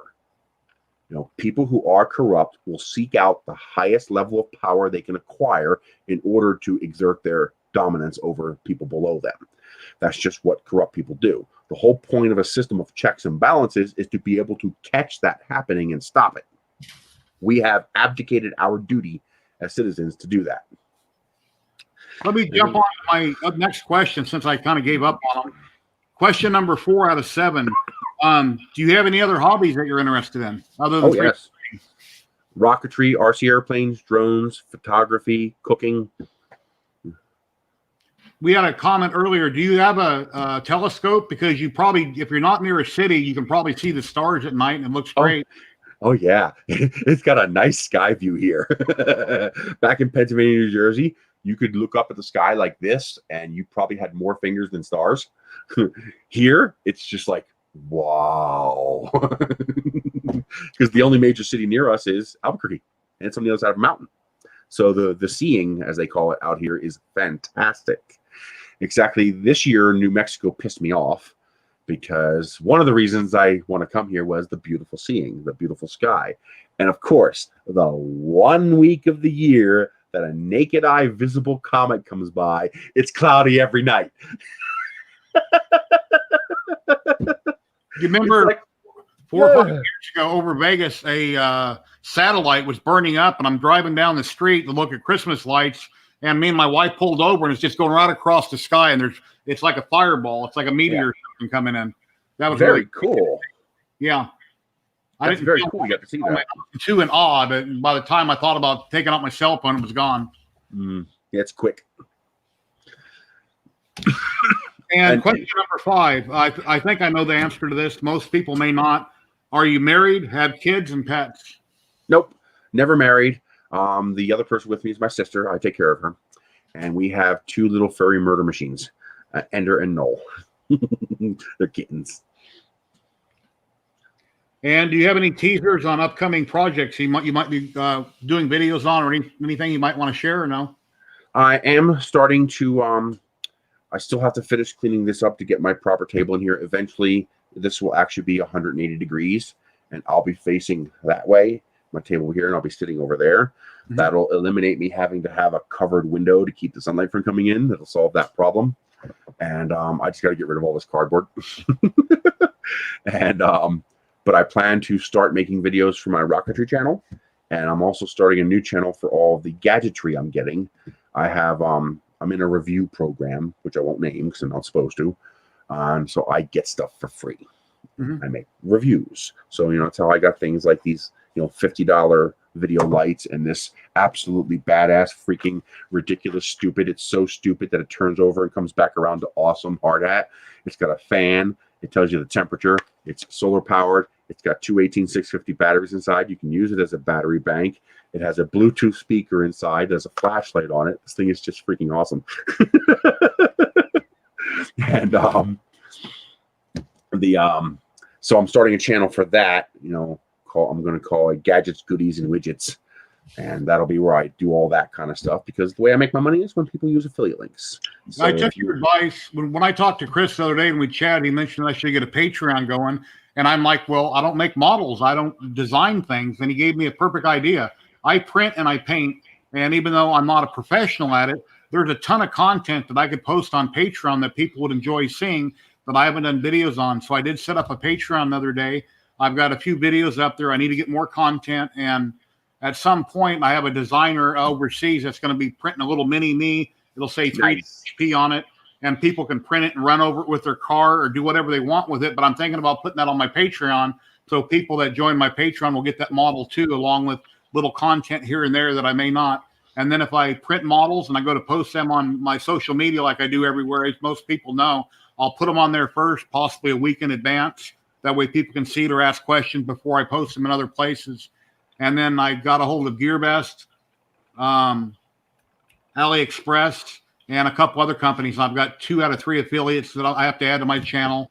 The third one, I'm waiting to get email back from them. Then I go into Facebook because, to edit, it takes forever editing a video and going through all your videos. So I need to do that here soon. But on your advice, I really appreciate that. Everybody helps everybody, and we never start learning. And I'm really amazed at all the things you talk about, and you can remember that, because at 56, there's so many things I do on a daily basis I forget. And you just have so much information, like a photographic memory. You know everything about everything, and I'm really amazed to hear all the things you talk about. I tell people I sound smarter than I am. Okay. First of all, I don't believe in IQ. I think it's a lot of BS. I have an extraordinarily high IQ, and what good has it done me? Okay, I make $12,000 a year living in a manufactured home in New Mexico. But then again, I did survive and get here. So who knows? But the point is, I know a lot. I have a ridiculous amount of information in this head, but it's a little tiny bit of information about a whole bunch of topics. So, besides rockets, photography, and 3D printing, I know a little bit about everything, but not a whole lot about anything. I'm an information sponge. I am the kind of person who will sit down and read an encyclopedia because it's entertaining.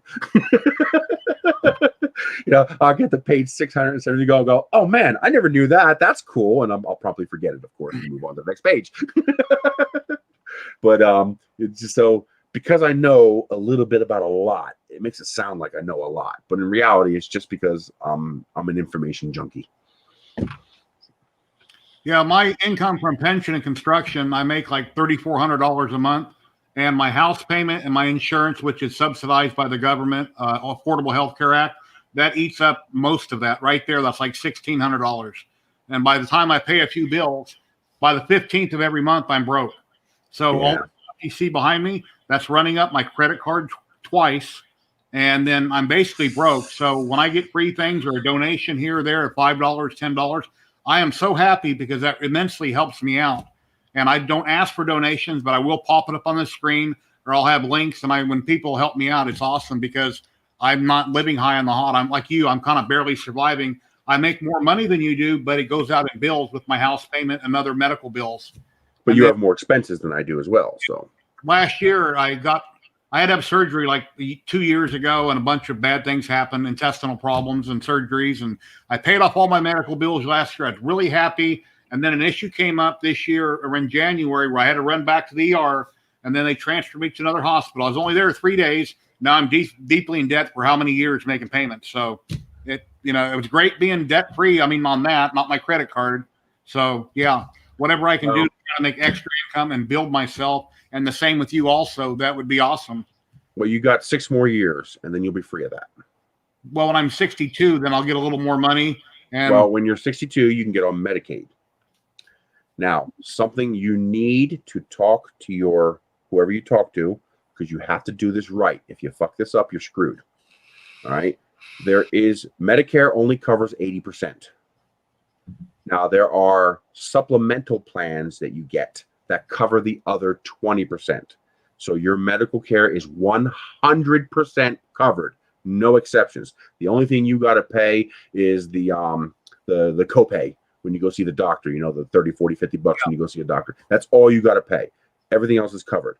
But there is a small window. I don't know exactly when it is. If it's 60, 62, 64, there's a small window of time where you can apply for this coverage, and you cannot be turned down. They cannot require a inspection or a health examination, and they cannot turn you down. During that window, you can apply for it, and you will get it. It's like $250 to $300 a month. So that plus whatever your Medicare is, and your health care is 100% covered. So that's when I'm 62 to have that small window. Yep. Not before, but once I turn. No. Yeah. Okay. So make sure you're ready to take advantage of that, because that will end your medical debt issues. Your medical problems will be done because everything will be 100% covered. And then I need to get a bill. You just forward it to the secondary company, and they take care of it. In my videos, I mispronounced a lot of words because when I was younger, whenever I had a toothache, I didn't want to get a root canal. I couldn't afford it. I had the tooth pulled. Well, I had that done too much, and I have very few teeth in my mouth now. And if I laugh, you're going to see a black hole. I have some bottom teeth, and that's it. And I don't ever smile. I usually frown. That's just my natural look. So if I ever get teeth, I might be like Jerry Lewis or something. And then I can do a video on it with all my teeth talking about what happened. Yeah. I'm not proud, but that's how it is. I can't eat walnuts no more, or almonds. I love almonds and pistachios, but I can't eat them right now unless I put them in a blender. I almost overdosed on almonds. Wow, how? I didn't know that was even possible. No, I didn't either. So, apparently almonds are actually toxic. Huh. But it's so minor, it's not an issue unless you eat too many of them. So I was driving. I decided to take my Geo Metro to a Nerys to save fuel. Bad idea. Never do that again. Lack of air conditioning sucks. So I kept getting drowsy, falling asleep, and I discovered something by accident. If I am actively masticating, if I'm chewing on something, I don't fall asleep. It's almost like the brain knows, okay, you cannot fall asleep while you're chewing because you'll choke. So as long as I was actively chewing something, I did not fall asleep. So I had a whole bunch of these cracked pepper salted almonds, little packets. And so I would bite half of one, and I would chew it for a minute, and I'd wait a minute, and then I'd bite the other half, chew it for a minute. I did that for like 4 hours. And when I got to my destination, thank you, Betty Boop, something was wrong. I couldn't describe it really, but I mean, there was something wrong with my body and my brain that I couldn't quite put a finger on. And I was coherent enough to recognize something was really, really wrong. And I sat down under a tree. My buddy we were starting to get worried. I was like, I think I might need to go to a hospital. They're like, there's something really wrong with me. Something's not functioning correctly. And about a half an hour later, it cleared, and I was fine. And my buddy came over and said, are all those packets in your car what you've been eating? And I'm like, yeah, it's a bunch of almonds. And he's like, almonds are toxic, dude. How many did you eat? Wow. I looked it up, and sure enough, you eat too many almonds, it can hurt you. I didn't know. So that was a really weird feeling, man. It was like, I don't know. It was like my brain was in a cloud. It was just a really weird feeling. I know when I used to go grocery shopping last year quite a bit, I don't know if it was my blood pressure or not. It was kind of like everything was cloudy in front of my eyes. I was aware and I knew what I was doing walking around, but my vision wasn't quite right. And I'm thinking it might have been my blood pressure. I'm not sure. You want to see a really good example of how you could be absolutely skunk drunk without a drop of alcohol in your blood? Look up some ATC videos on people experiencing hypoxia in airplanes. Wow, that's some scary stuff. Okay, jump down. Yeah, Astro Printer just posted. You obviously, you made that appear. But yeah, it's funny, Layla asks, "Is it so expensive to live in your country?" I guess it depends on how you look at it. It is possible to live cheap in this country if you have a leg up and if nothing goes wrong. The problem we have is that the primary problem we have is that our basic wages in this country hasn't changed in 100 years. So our cost of living has gone up, our productivity has gone up, and our expenses in life have gone up, but our income has not gone up. If you look back at 1920, you'll see the average person made like $3,348 a year. Now, if you take that and you adjust it for inflation, it's I think it's $48,000 a year. So the average income in 1920 was $48,000. The median income today, because average doesn't mean a thing, median is everything. The median income today is $50,000. So well, $48,000, $50,000, and now we have property taxes and school taxes and wage taxes, and some things are cheaper and a lot of things are much more expensive. So our cost of living is anywhere from 300 to 700% higher, but our income has remained essentially stagnant for 100 years. And that's because we don't adjust minimum wage to be what it's supposed to be. Minimum wage was created to be a living wage. I mean, if you're giving up your life to a company, I argue with the cats. If you give up your life to a company 40 hours a week, you're working full time, that company owes you, in my opinion, enough to survive. Not luxury, not a lap of excess, but minimal survival. And we don't do that, which is why we've moved from a country where dad works, mom stays home, raises the kids, to a country where mom and dad are both working 2 jobs each. Because our cost has gone up 300 to 700%, and our wages have remained stagnant. The result of that is not good. And then you have the medical problem in this country. Now, you see, we don't have health insurance in this country. What I have and what he has is not health insurance. It's health care. And the problem is the way insurance works. I mean, think about it. You pay, $700 a year for insurance on your house. If your house burns down, they cut you a $200,000 check and you build a new house. How can they do that? Add up how much that $700 check is. Assuming you buy a house when you turn 18 and you die at 70, add up $700 a month for that intervening time, right? It's not even close to $200,000. So how can a company afford to cut you a check for $200,000 for something you're paying $700 a year for? Well, it's very simple. It's called distributed costs. If you look at the picture, you'll never profit from an individual. But if only one in 100 houses burns down, then you in reality, you only need 1 in 7 to break even. So anything better than 1 in 7, and you profit from house insurance, even as you're cutting people $200,000 checks. Because for every house that burns down, there's 10 that don't. Okay? Now, here's the problem with healthcare. I'm going to convert house insurance to healthcare. Now, imagine if every single person's house burned down one time in their ownership.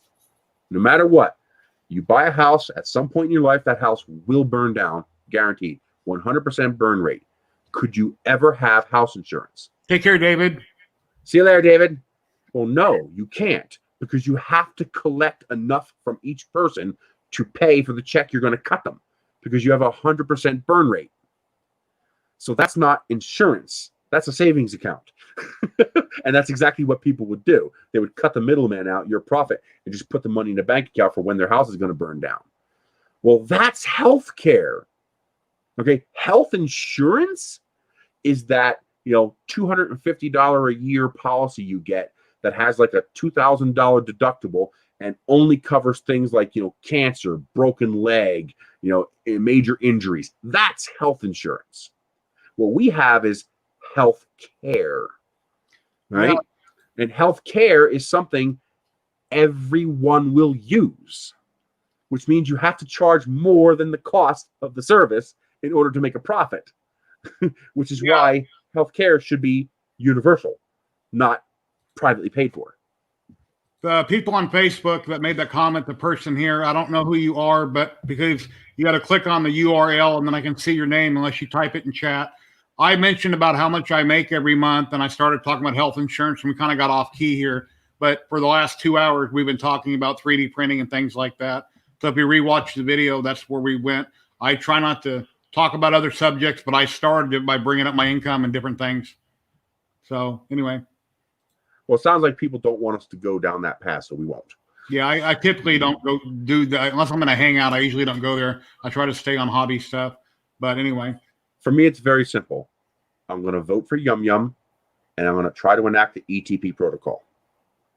ETP, eat the politicians. You fix all of our problems, and you solve world hunger all at the same time. I hope they run. I like when my dinner runs.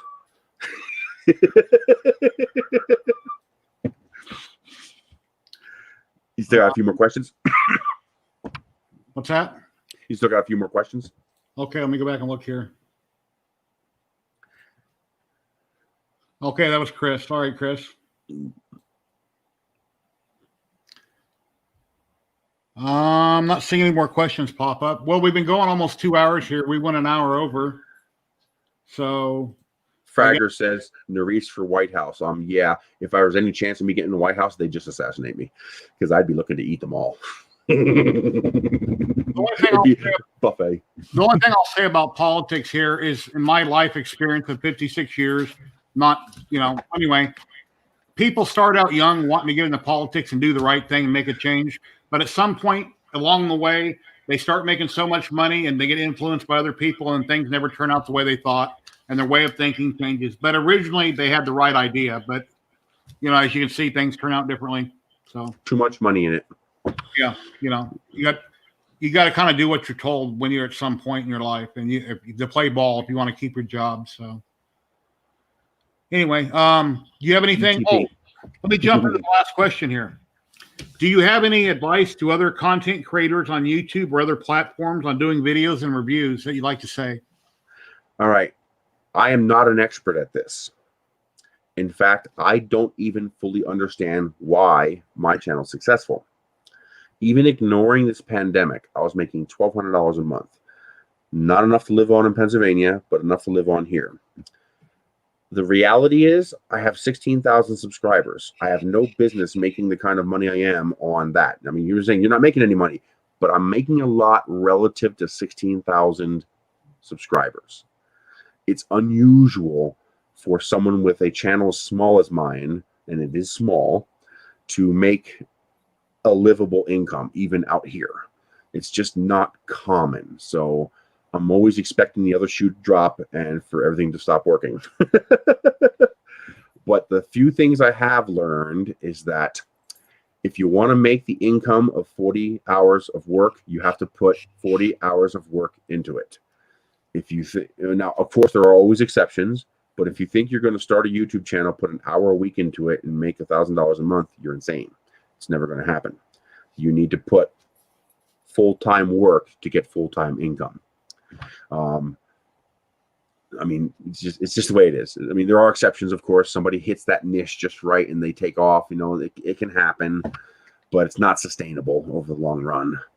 The other thing is to find a niche you can fill.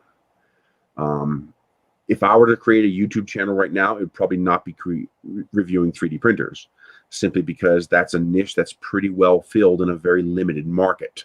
It's going to be hard for you to cut your chunk out of that market, although 3D printing is growing. So there might be a comeback for that. I don't know. You got to find a niche. You got to find an audience. Hope you can recognize it and try to do your best to fill it. The other thing you have to do is diversify your income sources. You need to diversify your income sources as much as humanly possible. We are basically PBS. We are a public broadcasting system. But even worse, we're for profit with no actual backing from any kind of tax base. So we're like Fox News, we're like CNN, we're like HBO. We make content, we offer that content up basically for sale to the world, and that's how we make our income. The problem with that is your income stream is dependent upon somebody else's platform. Just look at the gun channels that went poof over the last couple of years when YouTube started demonetizing the crap out of them, even though they weren't doing anything wrong. The point is, right or wrong, this is YouTube's platform, and they can do basically whatever they want with it. That's Patreon's platform. They can do basically whatever they want with it. That's Amazon's platform. If they decide you're going to get 1% now instead of 4%, that's the way it is.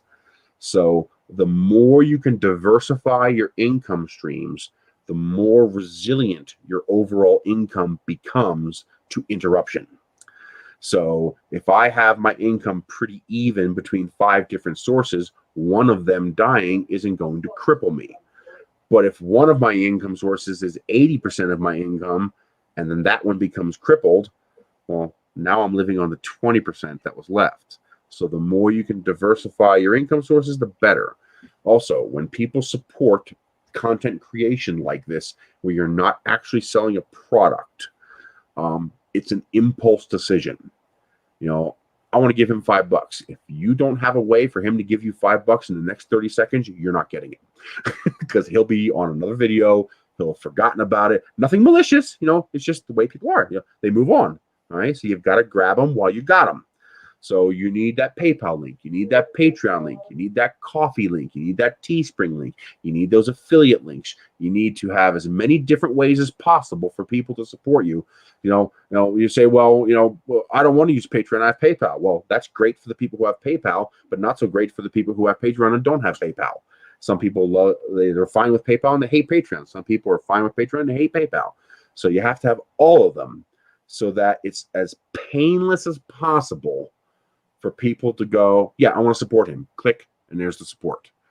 The more painless you can make that, the better off you'll be. The only one I discourage is super chats, and that's because YouTube feels they have a right to take 30% of it. And keep it for 90 days, yeah. So if someone gives you $10 in super chat, you get $7. If someone gives you $10 on PayPal, you get $9.70. Big difference. My first super chat was 2 weeks ago. The first man, Marcel, gave me $1, and then when Joel was on a few days later, Joel threw me $5, and then I wound up making $75, which that's before the 30% is taken out, and that completely floored me because that's never happened before. But once I got over 1,000 subs, and I was able to have super chat turned on. Right now, I've got 1,700 subs and slowly growing. I keep trying to put out 2 or 3 videos a week when I can, and a lot of people say, well, most of the stuff I get that I review, I buy. Once in a while, I get something free, and I've got a few things coming in the mail now. And people go, well, you got this printer free. But one thing they're not seeing, you build the printer, you do videos, you edit the videos, you post pictures. It is a ton of work and hours and time to do all that. So actually, I didn't get it free. Your time is money. So if I paid myself $25 an hour or $20 an hour, I went way past the value of that printer just doing the content and reviews and answering questions and posting pictures. And a lot of people don't think about that. If you get something free and you're never online showing it off, well, yeah, you got a great deal. But if you're doing content, there's a lot of work behind getting that free item. So it's not really free. What people don't realize is saying something like that is as stupid as saying the money you got from your McDonald's paycheck was free, because it was McDonald's job, not yours. But you did the work, and the compensation for that work was pay. All right. In this instance, he's doing work, and the compensation for that work is the printer. They don't just give him a printer and say, hey, here you go, free printer.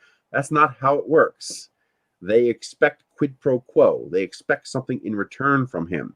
Do you know how many offers I got for sponsorship and support and stuff on this channel that I've had to turn down because it would violate my moral principles? Because there's one thing you have to remember as a content creator. You have to remember who's boss.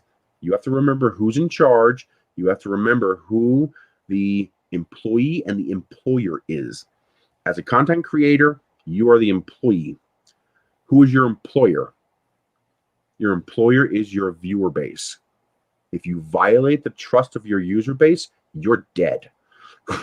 Because the moment the user base figures out that you have abandoned and forsaken them for money, blood money, so to speak, from some vendor to shill, you're done. They'll abandon you. Always be honest. If you find something wrong with the printer and you don't like it, tell everybody. Don't sit there and pat it over or cover it up. Be honest about everything. As long as you're honest, you always have people love what you do and want to come back to see more. So don't ever. And I've had companies approach me, want me to review other products.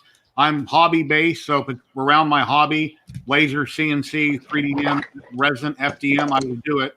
I don't review other products, and at least I haven't at this time. But at some point, if I can tie it to my hobby, then maybe I will. But well, that's why now this might not work for everybody. You got to figure out your niche, all right? But I saw a lot of people having problems when they use affiliate links and they receive stuff and things like that. And people complaining, well, you should be doing this for free for us. Well, I have an electric bill. I have a water bill. I have health insurance. I have food to buy. I have car insurance. You know, I got to pay someone, you know, $550 in a month or so to replace the heater core on my pickup truck. You know, that's not free. And so I chose the path of open book transparency. When I actually started my YouTube channel with no intention of profiting from it. I am a pay it forward kind of personality. I believe if I have all of this material, what is the use of it if I don't share it with people? So that's why I have 20 years of Nerys pictures posted on a website that I never made a single penny from. Because what's the point of taking 3,000 pictures of rockets if nobody can see them? What's the point? Okay. So I was just posting content. Now, how did my YouTube channel start? That's interesting. Okay. I was not monetized. I didn't even know I could be monetized. That's an interesting story in its own right. But, you know, some guy messaged me. I want to say Jim or Frank. I'm pretty sure it's Frank. I don't remember exactly. It's probably not a real name because he was Chinese. It's probably his American selected name. But a lot of times they'll take on an American name just because it's easier to interact with Americans. He says, "Would you like a free printer?" And I was like, "Yeah, sure." Because at the time I had a MakerBot Mini that I got used on eBay, and I had the Wanhao Duplicator V2, and not the Wanhao one, the Monoprice i3 V2 version of it, the OEM'd. And he's like, "Well, no, seriously, a free printer." I was like, "Yeah, what's the catch?" "Nothing. I'll send you a free printer. You do a review on your channel. Sign up for this affiliate account." I was like, "I don't need that." So I figured, what could I possibly make? Yeah, good thing I didn't say no to that. But he wanted the affiliate account so he can track the progress, see how many sales, see how many people I drove to GearBest. Makes sense. And so I was like, sure. And I got a CR10. And it exploded from there. And I realized, oh my God, I can actually make a living doing this. People don't, if you want to understand why self-employed people are self-employed, part of it is, you want independent wealth. But also part of it, even if you're not wealthy, I make less than minimum wage. I put over 40 hours a week into this channel, and I make less than $12,000 a year. You do the math. That's well under minimum wage. But you know something? I'm earning a living, and I don't have to suck anybody's junk to get it. I don't have to go crawl to McDonald's corporate and suck their junk to get, $11 an hour. I can make it on my own. And if I fail, it's because I failed. Not because some company decided to downsize. Let me answer Chris's question real quick. Sure. Chris, the new resin printer, I want to get the new LU Saturn when it comes out here at Amazon in the U.S. when I can buy it. When I get my tax money back, whenever they release it, I'd like to get that. The new Anycubic, I haven't done any research on it. I don't have it. I don't know anything about it. And currently I'm broke. So I screwed do up some research on the Anycubic. I've heard very good things about it, and people like it better than the Saturn, I think. You might also want to instead use that tax check to pay off some of your credit cards and see if maybe you can get a company to send you a printer. And then you just do the work. As an answer to another company that I contacted, and they said that have you pay for it, you'd ship it back. Their reply to me was to get a hold of Maker Geeks or Maker somebody, I forget the name, that sells a zillion different printers and see if they'd let me review one that they sell, which obviously they're not going to do that. So they never gave me the answer. I'm guessing you talked to Frozen. Yeah. Yeah. They're a small company, and they just don't have the resources to send out review units. Yeah. It's hard for a small company. I'm sorry. I'm not a big YouTuber, a huge person, so that's not going to happen. But your value add isn't eyeballs on YouTube. Your value add is the finishing work you do on these models. All right. You're going to produce finished works of what these printers can do. And that's what's going to draw people to those. They're going to say, wow, he did that. I want what he did to do that. Okay. So that's your value add. I've had a lot of people on Facebook follow me throughout the years. They love what I post. And I've unfortunately got a lot of people into 3D printing by things that I posted in the past. And so create a portfolio of all of your nice prints that you've painted and present that to someone like Anycubic and say, hey, would you want to maybe engage in a partnership? I'm looking into getting into large scale resin. Here's a portfolio of all the work I've done with FDM. I would make similar prints using your printer, which should be beneficial to both of us. I would get the large printer that would allow me to do this. You'll get the exposure of these finished projects over the next 6-8 months that are going to showcase what your printer is capable of. That might be something to entice them. They might say, hey, you know something? That'd be worth one printer to maybe get that. So, see what happens. When I got the Ender 3 V2 Crowley sent me from China, I got it in like a week, really fast shipping. I've done 5 videos on that so far. And then whenever I have a reason, I'll do another. And whenever a company approaches me, I can do multiple videos if I can find a reason to do something. And then even if I don't do a video, in updated videos, when I print or show something, I mention what it was printed on, like TH3D Timothy. I've been plugging him for years because I use his parts on my printers. And when I talk about what I printed it on, I always bring his name up. Not that I have to, because I enjoy and like the parts from that person, and I always bring up that company. Ask them to set up an affiliate account. I do have an affiliate account with TH3D. Perfect. One more avenue source. Easy boards, and I burned up all my affiliate money doing that. Astro Printer. Yeah, you'll get there. Just keep producing content, and it'll happen. I used to watch my numbers. Ignore your numbers. It's like Christmas. It will come, and eventually you'll get there. I'm at 1,700 now. It took me forever to get to 1,000. Now I'm at 1,700 and growing. My channel over on Facebook, 3D Printing and Painting 3D HP, I've got almost 5,000 subs. And whenever you join my group, I ask people to please subscribe to me and join me on YouTube. And a lot of them say no, or I'll think about it, and I'll still let them join my group. I don't care, but at least I asked them. And if all those people were on my group, my channel on YouTube would be a lot larger. They're not all here, but I wish they were. It just takes time. And a lot of people don't like YouTube. I don't know who, and then there's a lot of people that don't like Facebook. I understand why. And then Instagram, Twitter, and then I got 3dhp.net, a page I built where I post a lot of things that I do. I don't work on it that much, but there's all my links at 3dhp.net. Well, something to keep in mind when it comes to monetizing on YouTube. Okay. YouTube is a business. Their purpose is to make money. If you can't make them money, they don't care about you. That's normal. Okay. Now, the purpose here is you need to get to 4,000 watch hours and 1,000 subscribers. At that point, you can monetize. At that point, everything changes. Okay. But until you get to that point, it's a effing grind. You just have to bend over, lick the dirt, and grind away. And the way YouTube sees it, if you suffered and ground away long enough to get to 1,000 subscribers and 4,000 watch hours, maybe now it's worth investing some time into you. Because if they invest any algorithm time into your channel, they're potentially taking algorithm time away from another channel that's already making them money. So they're gambling on, if we now give you some algorithm time, you might make us more money. You might do a better job of bringing more eyeballs to YouTube, which will make YouTube more money and make you more money. So you're going to make potentially hundreds of videos before you get to that point where you're making enough content to where you get that 1,000 subscriber. I mean, my second channel, Life of Nerys, I'm at 770 subscribers. I need 230 more. I've already passed the watch hours, but I haven't hit the 1,000 yet. Once you hit the 1,000, things will accelerate a little bit because now you are monetized, and now YouTube has a vested interest in putting your videos in front of eyeballs because they will make money from them, and you will make money from them. TK, you're a moderator for Chris on his channel, right? Yep. Okay, go ahead and post a link to his other channel if you would, TK, and then people can click and subscribe. Just go to Nerys.com. Nancy Eckert, my name on the screen there, .com. And that contains links to all my channels. And below in the description, I've got a link for Nerys also. Now, there's also a second point you have to be careful with on YouTube because you might only get this chance once. Either someone will take you under their wing.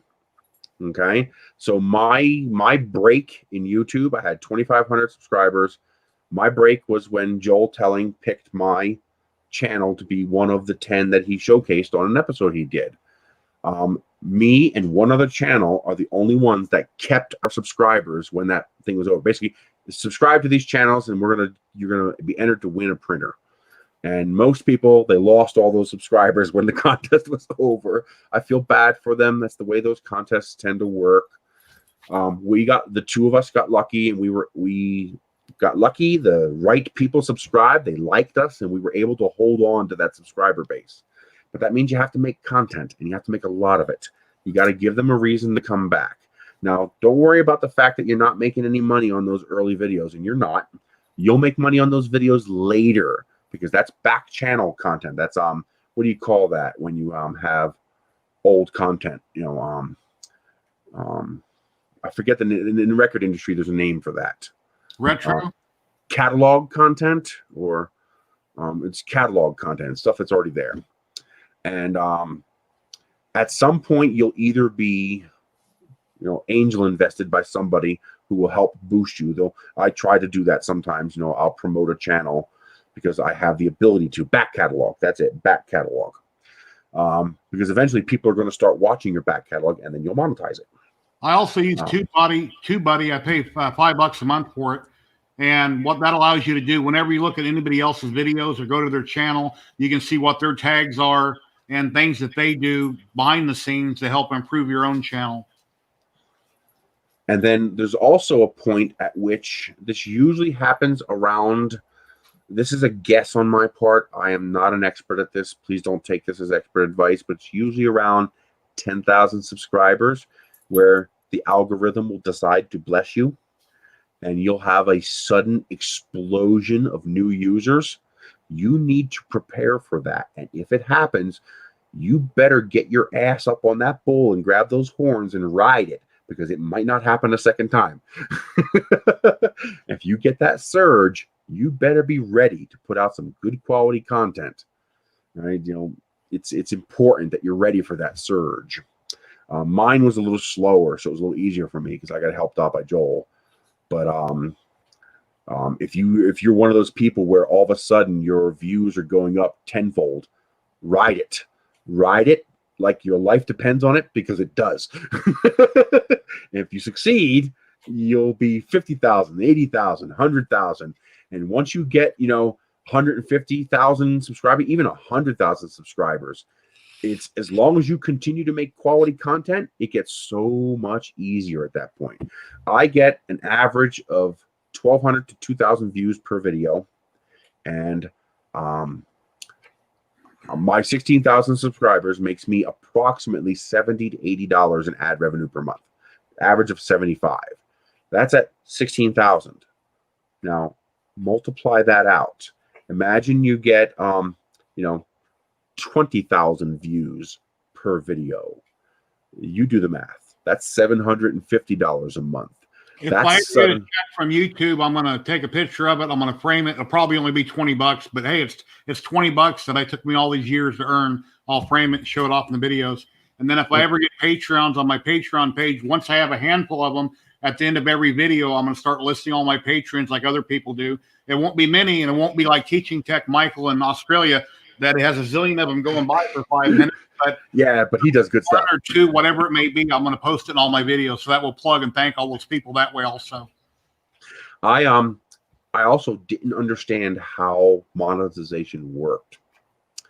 The first time I turned on monetization, I turned it on for a couple of videos to test it, and I realized 20 cents, 40 cents, fuck this. I just turned it off. Sorry.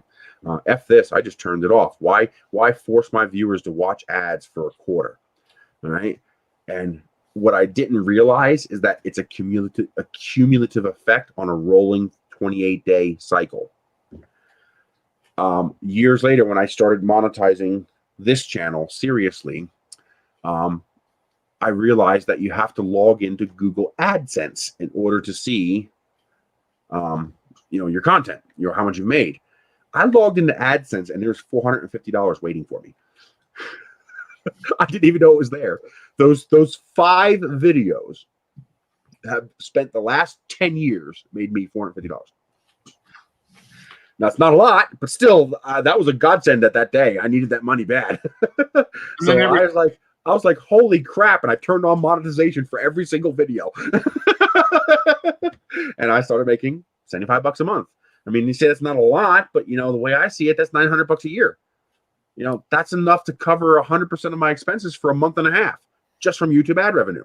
Something I'd like to talk to you about other than on the stream is how, even though this is a hobby that I'm doing, but I'm slowly making little money here and there, how I should keep track of that and how that could benefit me on my taxes. It's like a hobby business, but it's not licensed or anything like that.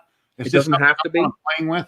It's called a sole proprietorship, and it's called pass-through income. So basically, for your business, you would fill out a Schedule C, and that would just be on your regular taxes. So the point though is you gain an advantage that individuals do not have. You don't. Okay, it's part of what's so criminal about this country and the way we do our taxes. You do not pay income tax. Most of us, if you fill out a 1040 every year, you do not pay income tax. Walmart pays income tax. Bezos pays income tax. You do not pay income tax. You pay revenue tax. There's a very big difference between income tax and revenue tax. If I make $100 and it cost me $50 to make that $100, my revenue is $100. My income is $50. Okay. Ultimately, anybody who earns a paycheck is net zero income. If you go and get a paycheck for $12 an hour at McDonald's, your income is zero because your revenue was $12, but you paid for that $12 with an hour of your labor valued at $12. Your net income is zero. You gave up $12 worth of labor for $12 worth of income. That's a net zero. Now, if your boss gives you an extra $5, that's income. Because what is income? Income is revenue minus costs equals income. So if your revenue is $100 and your costs are $100, your income is zero. If your revenue is $100 and your costs are $50, your income is $50. So when Apple sells you a $1,000 iPhone, they're not paying income tax on $1,000. They're paying income tax on the profit that they earned from that $1,000. Up until You, as an individual, do not get the privilege of subtracting your costs. But once you start a business and you are a sole proprietor, you can now subtract your costs. So that filament you buy, I actually have electric meters that I plug into my outlets for all of my printers, and I record my kilowatts used whenever I'm using any of this equipment for this purpose. And those kilowatts get multiplied by 18 cents, and that's an expense. This stuff that I get off Vine, they pay me on a 1099 with fairy money. It doesn't exist, but that money is what is used to buy these. That's an expense.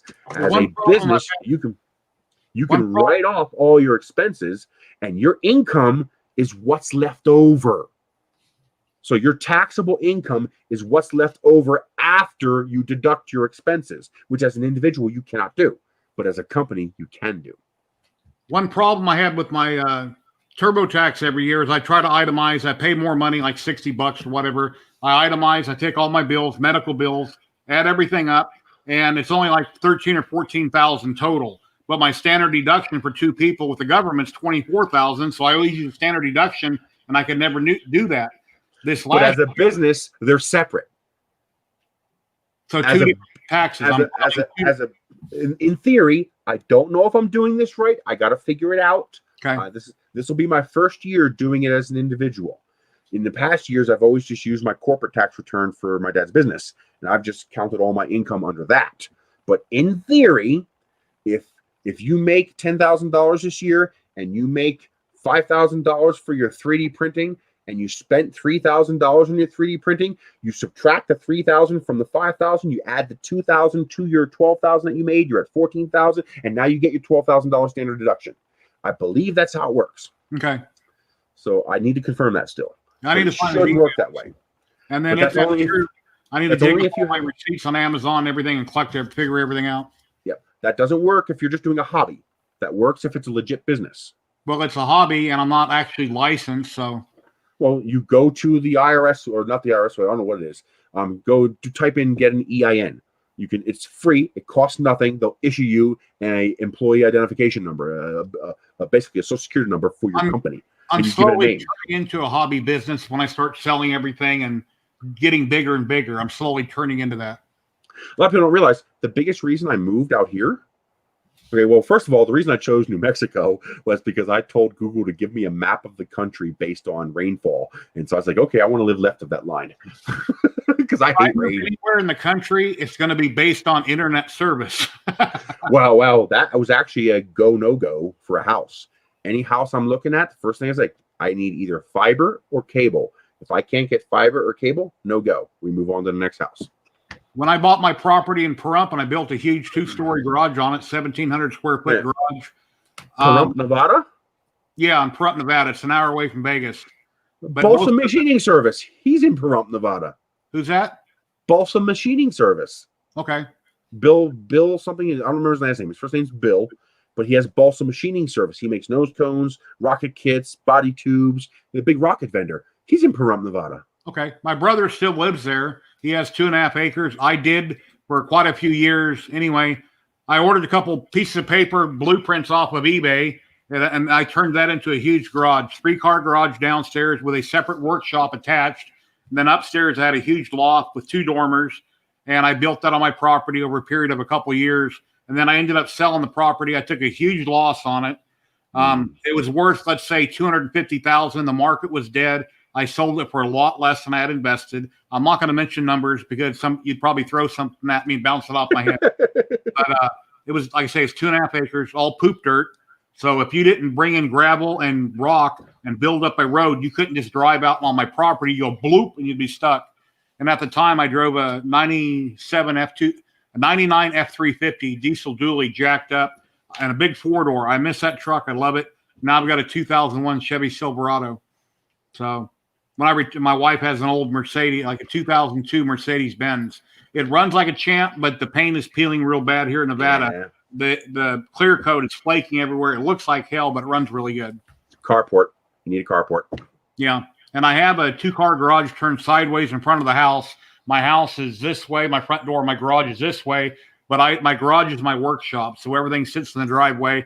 I could put a big awning and not attach it, but I've never done it. Put up a carport right in that corner there, and that's where you park your cars. That's where you park. I could. I just haven't done it. I have the background. I can do it myself, not hire anybody. I just haven't done it. If you want to hire somebody, it's less than $2,000. But 20 by 20 is like $1,800. Mm-hmm. It's not expensive. Yes. But he's talking about good record keeping in case of an audit. The primary reason I moved is because I was making $24,000 a year living in Pennsylvania. I was paying 74% of my entire income in taxes. People say, well, low income people don't pay taxes. And that's such a crock. It makes me want to take this plastic kunai and stab them where it doesn't shine. Because, well, for example, federal income tax. Most people don't realize that federal income tax is actually 4 taxes. You have federal income tax base, you have federal income tax payroll, you have federal income tax Social Security, and you have federal income tax Medicare. If you make $5, you owe 18.5% of that to federal income tax before you've even calculated your federal income tax base. You do not get deductions. You do not get reductions. There is no standard deduction. You have to pay that 18.5%. Now, when you work for somebody else, federal income tax payroll actually gets split into 2. You have payroll and matching. So you pay half of it and your employer pays half of it. But as a self-employed person, no, you don't actually. The UK has a pretty decent tax system, I understand. You make less than a certain amount, they don't tax you. Now, there's other taxes. We'll get into those in a minute. And then you also have state income tax. People say, well, if you make less than $12,000, you don't pay taxes. No, you pay 18.5% of your $10,000 income for federal income taxes. You won't pay any base income tax because you'll be under the threshold for your standard deduction, but you still paid that 18.5% for payroll, matching, Medicare, and Social Security on every single dollar you made. The way to look at taxes is not by amount. The way to look at taxes is as a percentage of your income. Fast food is taxed. Food at the grocery store here in Nevada is not taxed. In most states here, non-prepared food is tax-free. Prepared food is taxed. And then you have property tax, school tax, local tax, county tax, state tax, you have DMV taxes, you have your utility taxes, your gas taxes, your sales taxes.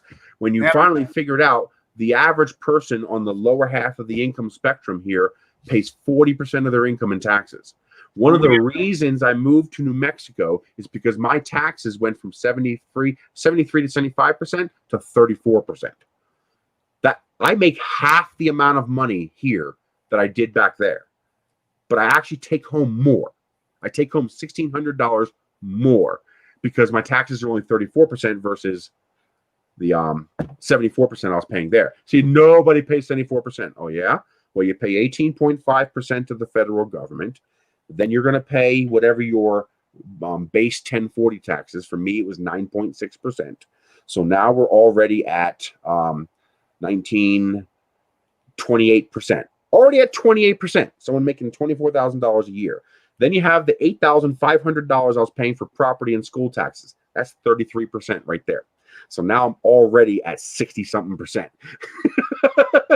And I've just paid federal and property and school taxes. Now add the 3.06% state tax, add the 0.5% and 1.5% to local and county, add the adjusted for how much you spend. 4% sales tax is actually 6%, but you don't spend everything on food that's tax. You don't spend everything on stuff that's taxed, so it ends up around 4%.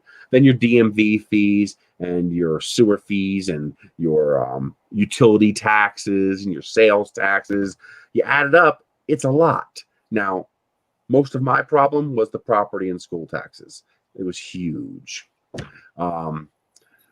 And people say, well, you bought too much house. And I just look at them and say, mother effer, those taxes were $1,600 when I bought that house.